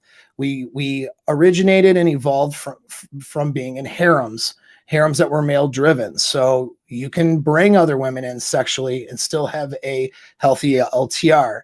You cannot bring other men in sexually and have a healthy LTR. That's just not how we're wired. Okay. So that needs to be kept in mind. She doesn't do single girl stuff with her ratchet ass women friends. Okay. That's a thing that would violate it. If her friends all want to go on a bachelorette party trip to Vegas and half of those friends are going to be sucking off a stripper and cheating on their husbands, that's a real problem if she's wanting to go do that. Okay. And if she's going to go do that, that's a problem. Now, if she goes out with her girlfriend and they're not signaling other men and, you know, they're maintaining good, healthy boundaries and, you know, she's in communication with you every step of the way and all that kind of stuff, that's not really what we mean when we say don't go on a girls' night out or something, right? We're talking about going out with ratchet women who are doing ratchet crap, and then she gets to live vicariously through them. That is really just, you know, women have groupthink. Okay. And she obviously has a groupthink that makes her want to be in that social circle where people are doing things that would violate your relationship. And so that would be a problem. That should not, that will cause a problem down the line and possibly cause her to do something. Another thing is not giving the appearance of impropriety. And so she should want to defend the bubble that you two have, right? By not wanting to give the appearance that there's something else going on. So she's not going to be comfortable even going out with a platonic male friend where it looks like a date. And maybe some pictures go on social media and it appears to be a date, right? That's not going to be something she'll want to do. If she's doing that or allowing for that, that means she's not protecting the relationship in the bubble, even though she's not having sex with that person. You know what I mean? Or she has interactions with somebody, and even though it's harmless, or she can rationalize it's harmless, if it appears to everybody else that she's doing something that she shouldn't be, then that is, you know, that would cause people to question the relationship they're looking at. That's disrespecting the relationship she's in. If she's willing to disrespect the relationship she's in, well, that's indicative of a lot of other problems. And so these are things that would cause a breakdown in this bubble that you've created with her. All right. And so that's just an example of things that you don't do, right? Single behaviors versus relationship behaviors. And she needs to develop relationship behaviors. Now, women who are, you know, younger women, hot women, born after 1990, they don't have these behaviors instilled. They may need you to say, hey, listen, that's not really relationship behaviors. I'm not comfortable with that. That's not what we do. Or you have to make a statement of fact like that. Or you simply just look at her with disapproval and then disconnect and take a minute and don't put time and attention into her. And then she knows what she did wrong, right? You may have to correct behavior. She may have to talk to you about things she's uncomfortable with, right? And in order for you might have to correct some behaviors too, things that you used to do as a single dude who maybe within the frame that you have created that no longer fits, right? And so you need to be aware of those things as well. All right. So that's the big thing. You don't do single person stuff. You do committed person stuff, right? Now another point is she has to have her freedom though. So big mistake is when guys control a woman's behavior. It leads to a bad relationship dynamic, a lot of drama, a lot of fighting, and a lot of BS. This is the GPS tracker on the car stuff. This is the, telling her she has to delete all of her accounts and telling her what she needs to do. If you have to tell her what needs to happen, then she doesn't have the healthy relationship behaviors to begin with, and therefore cannot keep an LTR with you. All right. Or she doesn't have the motivation to do those behaviors, which means she's not in your frame. So she's not in your frame at all, and this relationship is a sham, and she really wants to seek something else, or she's not pair bonded or whatever it may be, or she just doesn't have the skill set. All right. Well, you don't develop the skill set though by making people not do things or keeping, controlling behaviors. You develop the skill set by saying, hey, that's a boundary and that's not okay. And then withdrawing your attention and time and letting her fix it. She has to correct the behaviors that aren't good. And if she refuses to correct those behaviors that are a violation of the boundaries in the relationship, and she's not working on those things, well, now your distance starts to become greater until eventually, you decide this is no longer an LTR. You can't continue that bubble of us if she's not capable of doing the behaviors that would allow her to be in that bubble of you two. All right. So she has to demonstrate capability by doing the behaviors on her own. And you set the frame and standard for her to do it. Because the reality is, if you have to tell her and control her behaviors, then she won't feel like she has freedom. When a girl is questioning you and her hypergamous brain, she wants to be able to know that she could go out and find better if there was better. But lo and behold, I've looked out there and there isn't. And that's why I'm in this relationship. That's the emotional buy-in you want. So she will be not toxic for you, a compliment for you, pleasant to be around, eagerly wanting sex all the time, wanting to be close to you, all those good things. If she questions whether what she will always question every now and then, right? When she questions, is this guy my best? But she can't now go out and look around, or even if she did, she wouldn't be able to do anything about it because she feels trapped in a relationship. Now she resents you. Now she's resentful because she doesn't really know if you're the best, and she resents the fact that she's trapped here with you.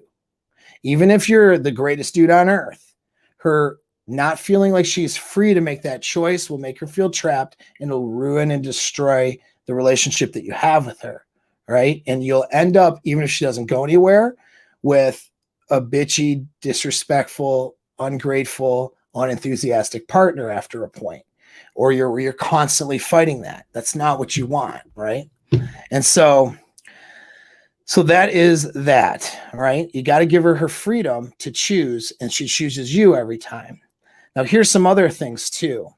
Never accept these types of communication. So this is a communication thing. And if you accept this or allow this, and if she does this on a consistent basis, don't enter in a relationship with her to begin with, first of all. But if you've made that mistake, then this needs to start correcting itself. And if it doesn't, it'll chip away and tear away at the bubble you've created in the relationship you're building with her. And it'll tear away at it until it's nothing more. All right. And I talked about this in a previous video recently a little bit. But what it is disrespect or arrogance. All right. Those are the killers of any relationship. If she doesn't see you and look at you with respect and awe, and if you don't look at her with respect and to a degree cherishing and grateful for how she is, all right, in comparison to what else is out there, then you guys aren't going to be able to create that bubble. It's going to be a problem, and then anybody else could step in and replace her, replace the situation. It won't work, all right? Arrogance. A lot of women are arrogant, so this one's going to be really hard, all right? Because solipsism can cause arrogance. But make sure you're not being arrogant too, all right? Arrogance is an inability to accept or recognize any responsibility in what's going on. So if she's arrogant, then she cannot see her flaws and mistakes and how it applies to the situation. Everything is going to be your fault. And see, the problem with that is the blaming. And when everything's your fault because she's arrogant, then she is going to chip away at the value that she sees in you. It's subjective. It's not true. Your value is still as high as it was when she thought you were this amazing person. Your value is what it is, but she will chip away at what she thinks of that if she's arrogant. If she is arrogant, she won't accept or be able to forgive your mistakes, because you will make mistakes. She won't be able to forgive them or accept them because she thinks she's so much better than everybody else that she's beyond mistakes. You see what I'm saying? or she thinks that, you know, she should deserve something else and better out there where somebody doesn't make those mistakes or whatever it is. It's a level of arrogance. It's a level of entitlement. It's a killer. It kills relationships. All right. And so disrespect and arrogance are shown through communication styles that we consider toxic communication. And so when you see these communication patterns, you got to nip them in the bud right away. All right. She's either a disrespectful and arrogant person, and that's why she communicates this way in conflicts, because that's just who she is as a person. And that's something that she would need to change. And if she can't, you need to bounce the relationship. Or she just is that way towards you, which could be for any number of reasons, attachment problems she has, or, you know, whatever. And then it's the same result. If she can't fix it, it's time to go, because if you don't exit, you'll build somebody who's going to destroy it anyways at some point. All right. And so the toxic communication patterns are patterns of not taking personal responsibility. Okay. An inability to take any personal responsibility, gaslighting. All right. So gaslighting is not always a narcissistic tactic. In other words, the person knows that the reality they're presenting is false and they're doing it for manipulation. Gaslighting can come from arrogance. She thinks that this is what happened because it presents her in a better light and the other person in a negative light. And she believes this, and she's so arrogant that she won't see another point of view. And she refuses to sit back and listen to anybody else and say, well, wait a second, maybe my perceptions of what happened are not entirely accurate. All right. That's what a healthy person should be able to do that. But a person who is arrogant will gaslight. That's not what you said. This is what you said. And this is how it happened, blah, blah, blah. And you're like, hold on. That's not what happened. It's not what it was. No, you're lying. Now you're lying. You're manipulating. You get what I'm saying? That's what you'll get. And then she'll present something that is different than what's true or what you perceive as true. And she'll stick to it because she's too arrogant to recognize that she might be wrong in her perceptions. So she's gaslighting it, not as a strategy, but because of her arrogance. And that will kill a relationship, because she will see you as this bad person for not seeing things the way she sees them, even though the way she sees them maybe isn't correct or isn't true. You see, criticism, when she criticizes you as a person versus criticizing the behavior. So you're a narcissist, or you're a psycho, or you're an a-hole, or you're or that's the name calling part of the criticism. Or you always do this, you always do that, but you never let me talk, and that kind of stuff. She's devaluing you as a person. All right. And if any of these things happened, you want to do what's called elephant of the room. Hey, hold on. You're criticizing me as a person. We're not talking about what's upsetting you. You're just attacking me. If we're going to do that, then we're going to have to stop talking and let ourselves get our emotions in order. You see what I mean? And so that is how you handle it. If these things come up, you call them out for what they are, and you're offering to end the conversation until she can stop communicating in a toxic manner, or offer to continue the conversation, but she needs to bring her emotions down a bit. And we need to talk about things like emotionally mature adults who care about each other. Those are your options and how you handle it in these situations. Another thing is defensiveness. All right. So you're bringing up something that happened. You're not attacking her. You're talking about the behavior and that, this isn't good. That's not something we should be doing. And then she gets defensive and says, no, that's not it. And I didn't do anything wrong, and blah, blah, blah, and gets defensive. That's coming from arrogance and disrespect again. All right. An inability to at least listen to somebody else and recognize that she might be at fault. That's a problem. All right. And by the way, guys, you cannot do these things either. All right. This does go both ways. If you're doing these things, you need to stop those things. All right. And that doesn't mean that she brings up, let's say, something that bothers her, that you have to agree with her in order to not be defensive. It just means to listen and look at the possibility that she might have a point, or at least recognize what she's saying. That doesn't mean you agree to it, though. Okay.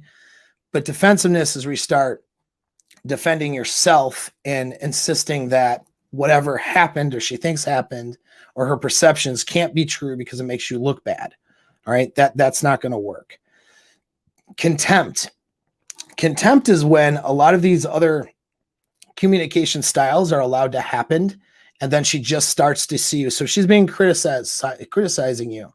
Now I have to deal with your problems. You're this, you're that, you're this. I can't believe you did this to. All right. So she's now criticizing you as a person versus trying to deal with problems. Well, she's talking about you and getting in a pattern of talking about you like this horrible, shitty person. Once she gets in that pattern, how is she going to see you? As a shitty person. And so now anything you do, she looks at you with contempt. Oh, wow. You clean that up today. Well, fine. Nice of you to clean something for once. You see, that's where you get that stuff where no matter what you do, hey, what's up, baby? How was your day? Oh, now you care about what my day was like? Yeah, well, my day was fine. I'm sure yours was wonderful. Like, whatever, it's just anything you do, she looks at you like you're a piece of crap, right? Because she's convinced herself through her language that you've allowed to happen that you are a piece of crap. Look, I don't care if you kill a puppy and cheat on her with her sister. All right. If you do those things and she leaves the relationship, good. If she's going to stay, she doesn't get to do these types of communications with you. All right. Now, there's moments where she's going to be high emotion, really upset, and some of these things might come out. Shit, you might do some of these things in those states of high emotion, really angry, really upset. That's okay. But what happens is you get a hold of those things and you don't do those. You don't do them as much as you can anyways. All right. But if she starts off that way or whatever, you just say, hey, emotions are too high right now. We'll talk after we've had a chance to cool off. And you take a break. It's a scheduled break.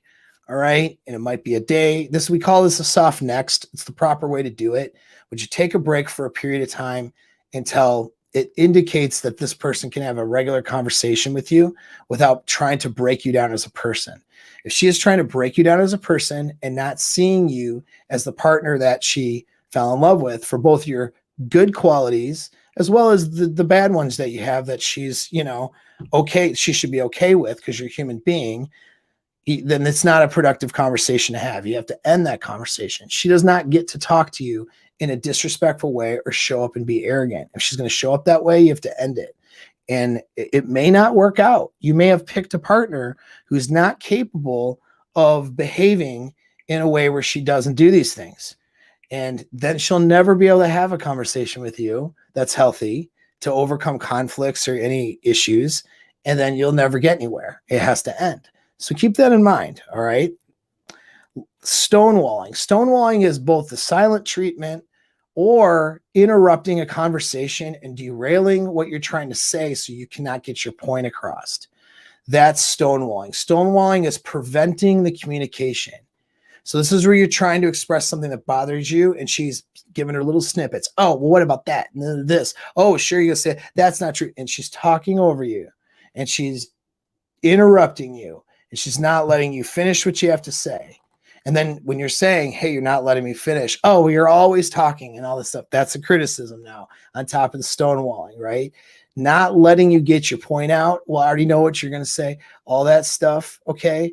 That's not a communication that is conducive of working out in a relationship. That somebody who does that is being very arrogant. Okay. Because they don't want to accept your point or any personal responsibility in it. So they're just going to push their side of the story and try to steamroll over you or just ignore and give you the silent treatment and not hear you that way. Either way is disrespectful. It's arrogant. All these things are disrespectful and arrogant, right? Never good enough communication. This is moving the goalpost or nitpicking, constantly nitpicking at you. It's a form of criticism. Moving the goalpost is a form of contempt. In other words, you fix something around the house and she says, well, it's about time you fix that.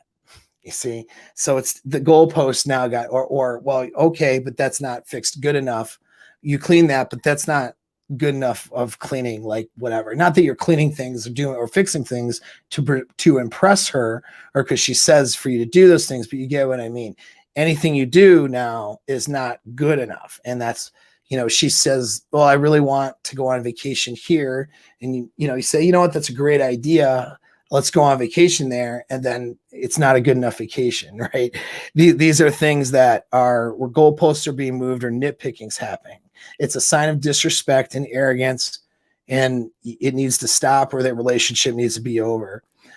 Being condescending to somebody or shaming someone. All right. These are ways of devaluing another person. If she's devaluing you, she's breaking you down in the relationship. She might be doing it because she's not confident in herself, and her SMV is she feels like her sexual market value isn't enough for you. So she needs to break you down in order to get power over you. Well, these things will destroy that bubble that you guys have, and will cause her to erroneously start to look outside and seek other options when she's destroying maybe the best thing she could ever have. It's all something she's doing to herself up here. And if you allow it, then that's what's happening. And if you do it to her, then you're just devaluing her in a similar manner, where you won't see your partner as good enough for you to want to be with, and that these are things that destroy relationships. Disrespect in public, or those smear campaign type stuff, where she bad talks you, bad mouths you, right? Goes and meets with a friend of yours to tell her side of the story. And so she can make you, so she can defend herself and make you look like you're not that great of a person. These are publicly disrespectful things, right? These are things that are disrespectful, and doing that kind of disrespect demonstrates she doesn't value you, and she doesn't value the relationship. And so, that's important that she's not doing that. If she has the ability to keep the conflicts that you guys are having between you and her, and maybe she talks to a girlfriend or two, but she doesn't present you in a bad light, that's a good thing, right? That's a good sign. And I will tell you this, you're going to talk to your boys, you're going to talk to your friends, you even might talk to me in a consultation about your girl. But, there's an understanding when you talk to me in a consultation. I know she's not necessarily a horrible person. We're just working on a problem. But when you talk to your friends, though, you don't want to present your chick like she's this crappy hoe, like she's this terrible, partner or whatever. You don't want to be disrespectful to the relationship you have by talking about her in that light. You might have your complaints or issues with her, but it's always presented like there has to be an understanding with the person you're talking to that you're just talking about the bad, but there's a lot of good that's there. They have to have that understanding. You don't want to ever leave somebody with a bad opinion of your partner, right? Because that is disrespectful to the relationship you have, and that kills that bubble that you guys are supposed to be in, right? That's a requirement for things to work. All right. And so last couple things is get an ideology, right, that she can get behind, that will help her have these values with you, whether secular or spiritual. This is one thing where religions tend to have an edge on some secular relationships, because she can get behind a set of religious or spiritual principles that says, hey, these are the behaviors we have in relationships. And these are the behavior, hey, the man is the head of the household is a very Christian way of looking at a relationship. And so she's okay being in a submissive role, for example, and some of these things. Having an ideology that will allow the relationship to be healthy, that she can get behind that, make it a part of her identity, that's going to work to your advantage. And if you don't use religion, that's okay, but you need to use some sort of secular philosophy then that makes sense. At the end of the day, she needs to make it a part of her identity to be a good relationship partner to you. And the bubble you've created has to be the bubble that you guys are in, that she has a part of her as a part of her identity. That is something that she cares about and she wants to protect. She wants to protect that bubble. You need an ideology that will allow for that. Now, in closing, here's the other thing. You are going to screw one of these things up that I've mentioned, maybe even catastrophically. So is she. She's going to screw something up, maybe even catastrophically. Now, hopefully it won't be too catastrophic. There are certain boundaries that once you cross them, you can't come back from those. Particularly, I mean, if she's, really has it out for another guy or something like that, is banging another guy, that's really almost nearly impossible to come back from. Okay.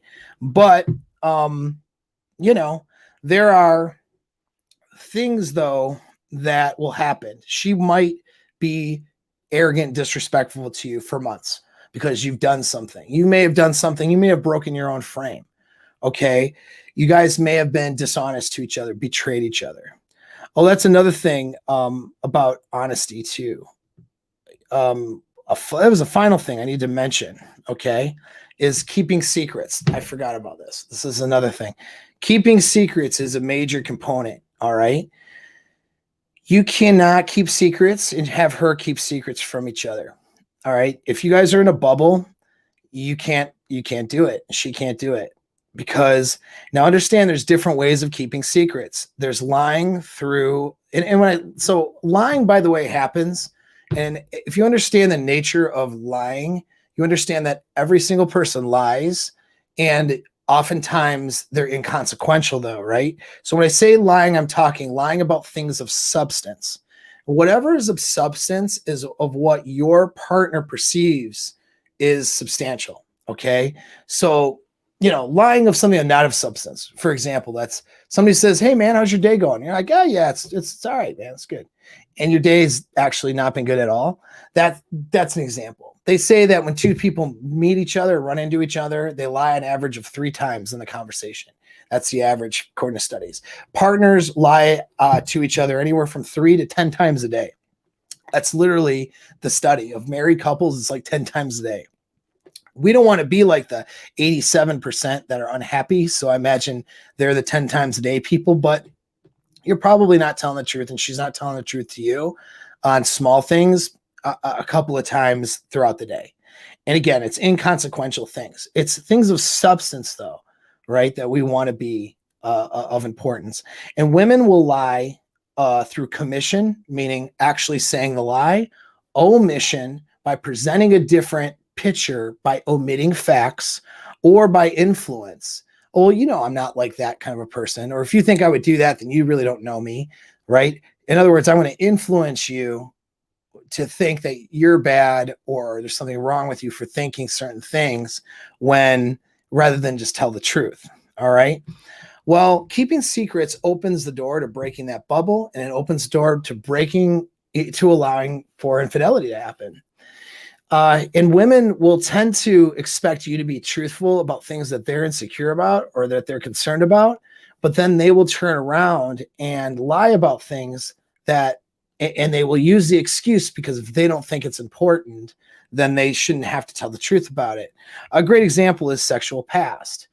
Sexual past, not to know every detail, obviously, and every gory thing that's ever, let me see the next, what the next stroke look like. Okay. Doesn't have to be in that detail, but having healthy knowledge of a girl's sexual past, I'm sorry, that's important. Why is it important? Because it's important for the security of the relationship going forward. In order to have this bubble, you have to know what her behaviors were like before, how she looks at those behaviors now, if any of the bad ones have changed, and if she has any proclivities to want to be with people in her past and how she looks at it. Women tend to lie and be deceptive about their past, and then they think that's okay and they justify it. It's not okay. Keeping these secrets is a problem. If she had it out for a guy really bad at the time and then illustrates it like it's not that big of a deal, and then you find that out later, that ruins your opinion and feelings about that person. A guy will look at that. You guys will look at a woman a lot differently if she told you like, yeah, he was a friend. We had a little sexual relationship, but it wasn't a big deal. And then you find out that she was just pining for the dude and after him for like 6 months or something. And she presented through omission, and through some forms of lying and dishonesty, something different. You're going to question the entire dynamic, right? And this is important for you too. A lot of you guys with attachment issues, I've been guilty of this too, will keep secrets. You'll lie about things from your partner, and you're not meaning to do it. Like, you're not doing it to be malicious. It's just you're fearful of being open with your partner, and you're fearful of getting damaged from that because you have an attachment issue. So these are things you have to work on within yourself, so you're not keeping secrets. All right, so now back to the final point, though, was how to get back on track, because what's going to happen is you're going to screw up and they're going to screw up.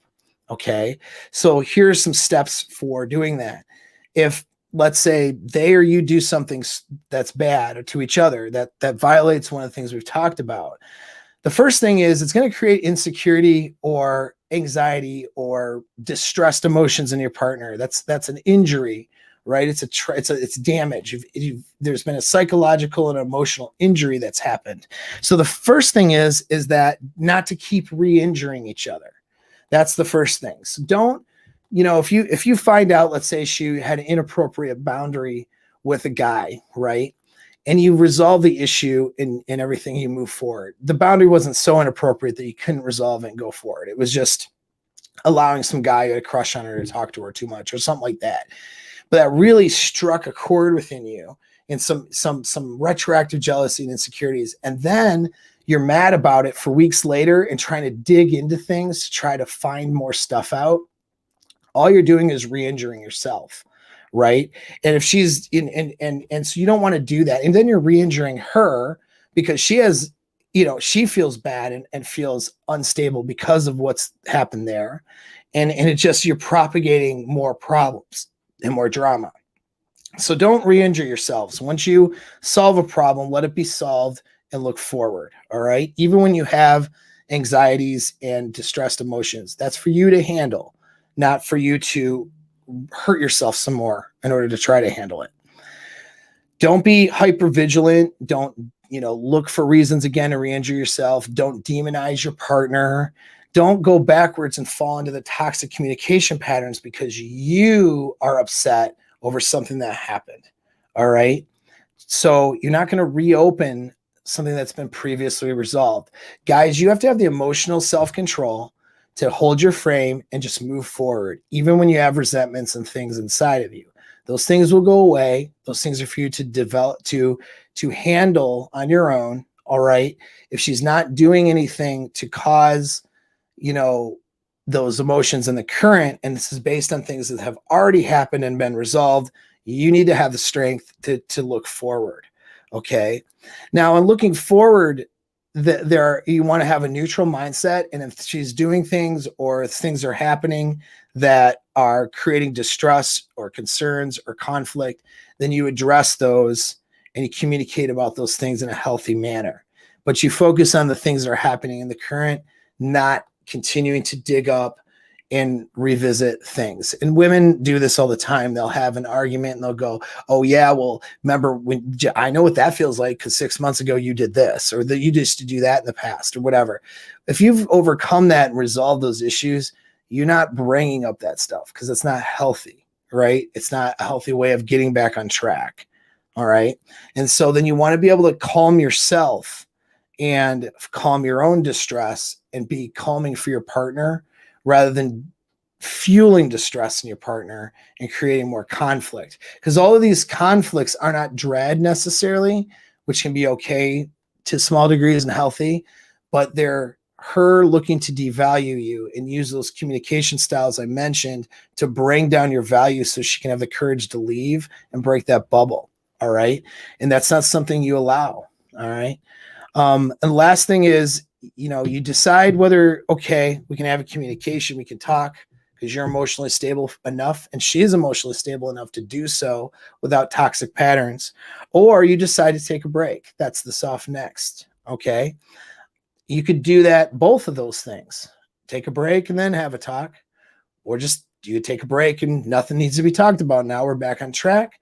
Or maybe you talk first and the resolution isn't good and her emotions are high. You take a break after that talk, whatever it is. Okay. But those are two things. And what happens is, you want to communicate those like, hey, emotions are too high right now. We're going to talk when I think things have cooled off. You're not stonewalling her by just ghosting her. Okay. You just say, hey, we're not going to have this conversation right now because things are a little bit crazy. All right. Or you know what? I'm a bit upset and angry. I'll come talk to you when I've calmed down. These are ways of breaking that communication, not just ghosting the communication. Okay. Because then that is stonewalling. That's not taking a healthy break. You understand? And so, and then once you are overcoming these conflicts, get back to normal as quickly as possible. Bang each other, have some fun. If you have distress, emotions, don't be a pussy, okay? And just handle your shit and have a good time with her and rebuild that stuff. You want to look, it doesn't mean you do it with naivety. Just you do it with a neutral mindset. If she betrayed you in some way, you guys get back on track. If you're deciding to stick around and forgive her for that and move on, it's not irreparable. You have to give her the opportunity then to prove and show that stuff to you. Being resentful and punishing her in the relationship and acting like an a-hole, right, is not going to give her the opportunity to correct herself. It's only going to break that bubble that you've created. All right. And so you don't want to burst the bubble once you've created it. And that's kind of the conclusion. So that is all the skills, man. That's 2 hours worth of work here. All right. So we got a great session. Let me look at my calendar, make sure I don't have any wait. Do I have anyone waiting at 4:00 to talk to me? Let me find out. No, I don't. Not right away. Oh, cool. I'm talking to that guy at 4:30 though. All right. So I got a little bit of time. I can answer some questions. This is super long. This is one of the longest things I've done. We're doing it for our brother Thor, though, and Thor's the man. I'm going to put the thing again, the charity link. I've put it already in the chat. Listen, I put a lot of work into this, guys. If you can dissect this couple hours in this talk for what I've had to say, I'm telling you, you will set the frame in your relationships with the girl that you decided to be in a relationship with. And you'll have a ride or die badass relationship that other people just don't have. You'll have the dream, dude. You'll have the dream. It's like blue-pilled guys. They have the dream, but the dream is based in fantasy. You're going to have the dream that is the reality, right? Which is a woman that is by your side, complimenting your life. Now you have the strategies on what you need to do and showing up and being alpha, right? Those are some things that are part of the paradigm that we understand, right? That the rest of the world doesn't, but these are the skill sets you need. All right. These are the things that you need to do. It's part of maintaining this stuff. In the global sexual marketplace, having a good relationship is hard, right? And a lot of people aren't capable, but you guys can be capable. All right. So again, here's the link. It's in the chat. Grueling 2-hour session. I'm going to give it a minute and I'll answer some questions. All right. So, but I want you guys to donate though, because Thor's, like I said, he described it in the chat, man. It's like millions of dollars, dude, to get over the course of the next few years to get the right kind of therapy to get her better. And, we want to do what we can to help that. Let's see how to not allow her to break bubble if she is persistent. You're just more persistent, bro. What do you mean? And if she breaks the bubble, I mean, she has a choice. She can break that bubble. And if she does, then it's over with. You let it be over with. You know what I mean? This is why you have to vet and you have to choose women who are capable. All right. But this makes you least likely. This is the formula I gave you and your expectations for her and yourself. That is what's going to prevent the bubble from being broken. That's going to prevent the devaluing that a girl likes to do when she feels uncertain and discarding you. That's going to prevent you from breaking boundaries that are going to cause her to feel uncertain. All right. And if you make a mistake, it'll allow you to get back on track. All right. We live in our bubble and Paul breaks it down. Boundaries are huge. Absolutely. All right. So guys, have no more questions. I'm kind of going backwards because I know someone may have asked some things. If you don't put a question on the end of your comment, I won't see it though. Let's see, what does this say? How about women who always want a new bubble after a while and always destroy the old one? Serial monogamist. Yeah, well, they're executing a polyamorous almost mating strategy through serial monogamy. They could be preventing themselves from pair bonding, all right, or compromising the pair bonding by doing that, all right. But they're, that destroying the old one is and destroying the bubble. That's their pattern. That's hypergamy. That's hypergamy in the global sexual marketplace. Some women will always look outward and destroy and devalue the guy that's inside the relationship with them. You as a man set the frame where you don't tolerate that. You're not going to tolerate. I don't care. Like I said, I don't care if you murdered a puppy, killed a baby, and slept with her sister and her mom and her dad. No, it'd be crazy. All that stuff. You completely do bad crap, right? You broke the bubble. Well, you're going to say, I'm going to repair it if you want it. All right. Now she can go, you know what?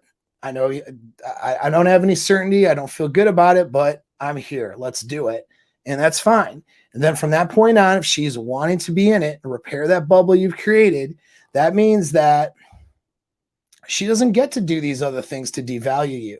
So she can justify jumping on another guy or leaving you and making excuses for her behavior. Because that stuff, the serial monogamy, that's usually people, when women destroy their relationships consistently, it's because they're usually arrogant. That's what that comes down to. They're unable to see their role and problem in the breaking or in the conflicts and in the break of the relationship. They refuse to see their part in it. And so they arrogantly think that this guy is the problem and not them. And then they take all their baggage to the next relationship and they haven't fixed any of their own problems. And that's why they fail, right? And so you have to pick women who aren't going to do that. It's really hard to find, but you can find them. They are out there, right? This was me when I got mad. What's this question? She's totally in my frame and loves me to death, but I feel I'm overly attached to her. How to deal with having one-itis in a healthy relationship? That is your attachment issues. You have to address your own attachment issues, okay? Because you need to feel that you're worthy enough for the relationship that you're in and not be overly fearful that it's going to break. Not only that, is you need to have outcome independence. Doesn't mean that outcome independence, by my definition, doesn't mean that you expect, or you don't have any goals. It's not like some weird Buddhist thing of no desire, okay? Outcome independence is, yeah, you want to be in the relationship, but it's going to be good if it's not. If she breaks it up and screws it up, you'll be fine. Not just fine, but you'll make sure you're better off. Outcome independence is having trust in your own abilities to make things better, okay? And that's what you need to work towards. If you are having a one-itis for the girl, all right, that's an unhealthy attachment. You need to be okay if it ends, but at the same time, not necessarily want that to end, not want that as the goal, right? So, all right, cool. I am looking for more questions. I do not see any. So let's see if anything. All right. You're welcome, guys. That was 2 hours. And a lot of stuff. Let's take one more of these. I love women, but I can't help thinking I won't ever really trust women again. Yes, that is bad. Trust but verify, dude. Listen, if you're afraid to trust women, that's that. When I say trust, here's what I mean by that. Like, why not trust a chick? You don't trust her because you're fearful of loss. You're fearful of being damaged. That's why not trust her, right? Well, if you have skills with women, then she can't damage you. You understand? There's no real damage. She can, she could screw you over completely and you'll be hurt by that. But you'll also be fine and repair yourself from that hurt and you'll be okay going forward. There's nothing permanent that's going to hurt you or harm you. Now, if you don't have skill with women, and I'd say you have zero skill, but you know what I mean. If your skills are lacking, then you're not going to see the problems or handle the problems or prevent things, problems from compounding. And so you find yourself in this drastic, terrible situation, emotionally, mentally, logistically, and so on, with some woman where you're just being harmed, right? And being destroyed by her. If you have the skills, then there's nothing to need to fear. Okay. Now you may have the skills, but you still have the fear. That's an attachment thing. That's a trauma thing usually. And that's what things I work out with guys in sessions. You want to be free to be able to love and care for a partner without any fear of, oh, what could go wrong. But at the same time, you're not naive either, or stupid, or overly positively thinking. You're neutral minded. You see reality for what it is. If a problem arises, you notice it and you handle it. But you can allow yourself to freely have an emotional investment that is commensurate with the investment she's putting into you. You're not over investing, okay? But you're not under investing and holding back either because of fearfulness. You're commensurate with the amount of investment she has in you. And that investment between the both of you grows and continues to improve. You want to have a sense of secure attachment to be able to do that. It's something I work on because I have attachment styles that would want to prevent me from doing that. A lot of you guys do. And it's something you have to actively work on in yourself. All right. Don't need to get married again. All right. But you should be able to have a healthy relationship with someone, care about that person freely. And then if it ends or whenever something happens, it's okay. You'll be just fine. And having that sense of certainty and security. All right. So what if she is only on socials and wants to communicate through WhatsApp? She doesn't want me to meet or break the appointments and starts all those things in videos. I don't know what you mean. Oh, she won't. I'm not sure what you mean. She's not meeting with you?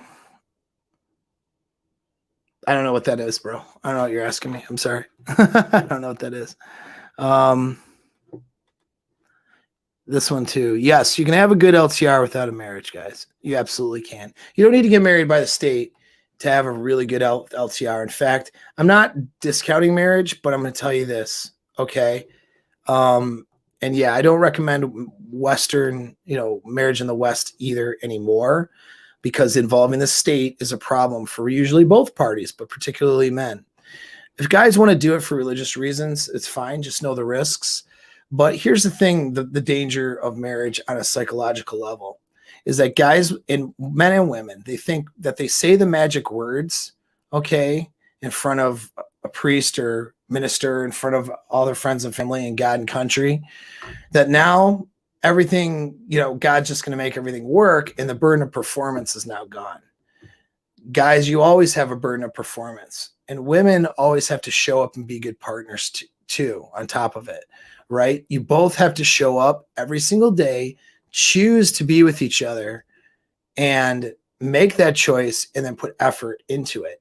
That's how it'll work. Unfortunately, with the paradigm of marriage is that people will say magic words and then they stop putting in the effort. People put themselves in the situation. This goes back to the freedom thing. You got to be free to love the other person, not feel like you're forced or trapped. Marriages acts as a trap for a lot of people. So they say the magic words and then they think, well, gee, I can't necessarily get out of this. So they end up doing things to protect themselves from getting screwed over and all kinds of stuff, right? Instead of going, geez, that person can leave if they want to today. I can leave if I want to today. But we're not going to leave because we want each other, and we've created this bubble for us to be in. And so we're going to stick it out because we choose to. We're not sticking it out because we have to, because now we're married by the state. We combine assets. We have kids. We have all these entanglements, and now we can't just get out of it. Right? We're here because we choose to be here. If you do get married, then that needs to be the choice. You need to understand that you're choosing this every day. You're choosing this marriage every day, if that's what you're going to do.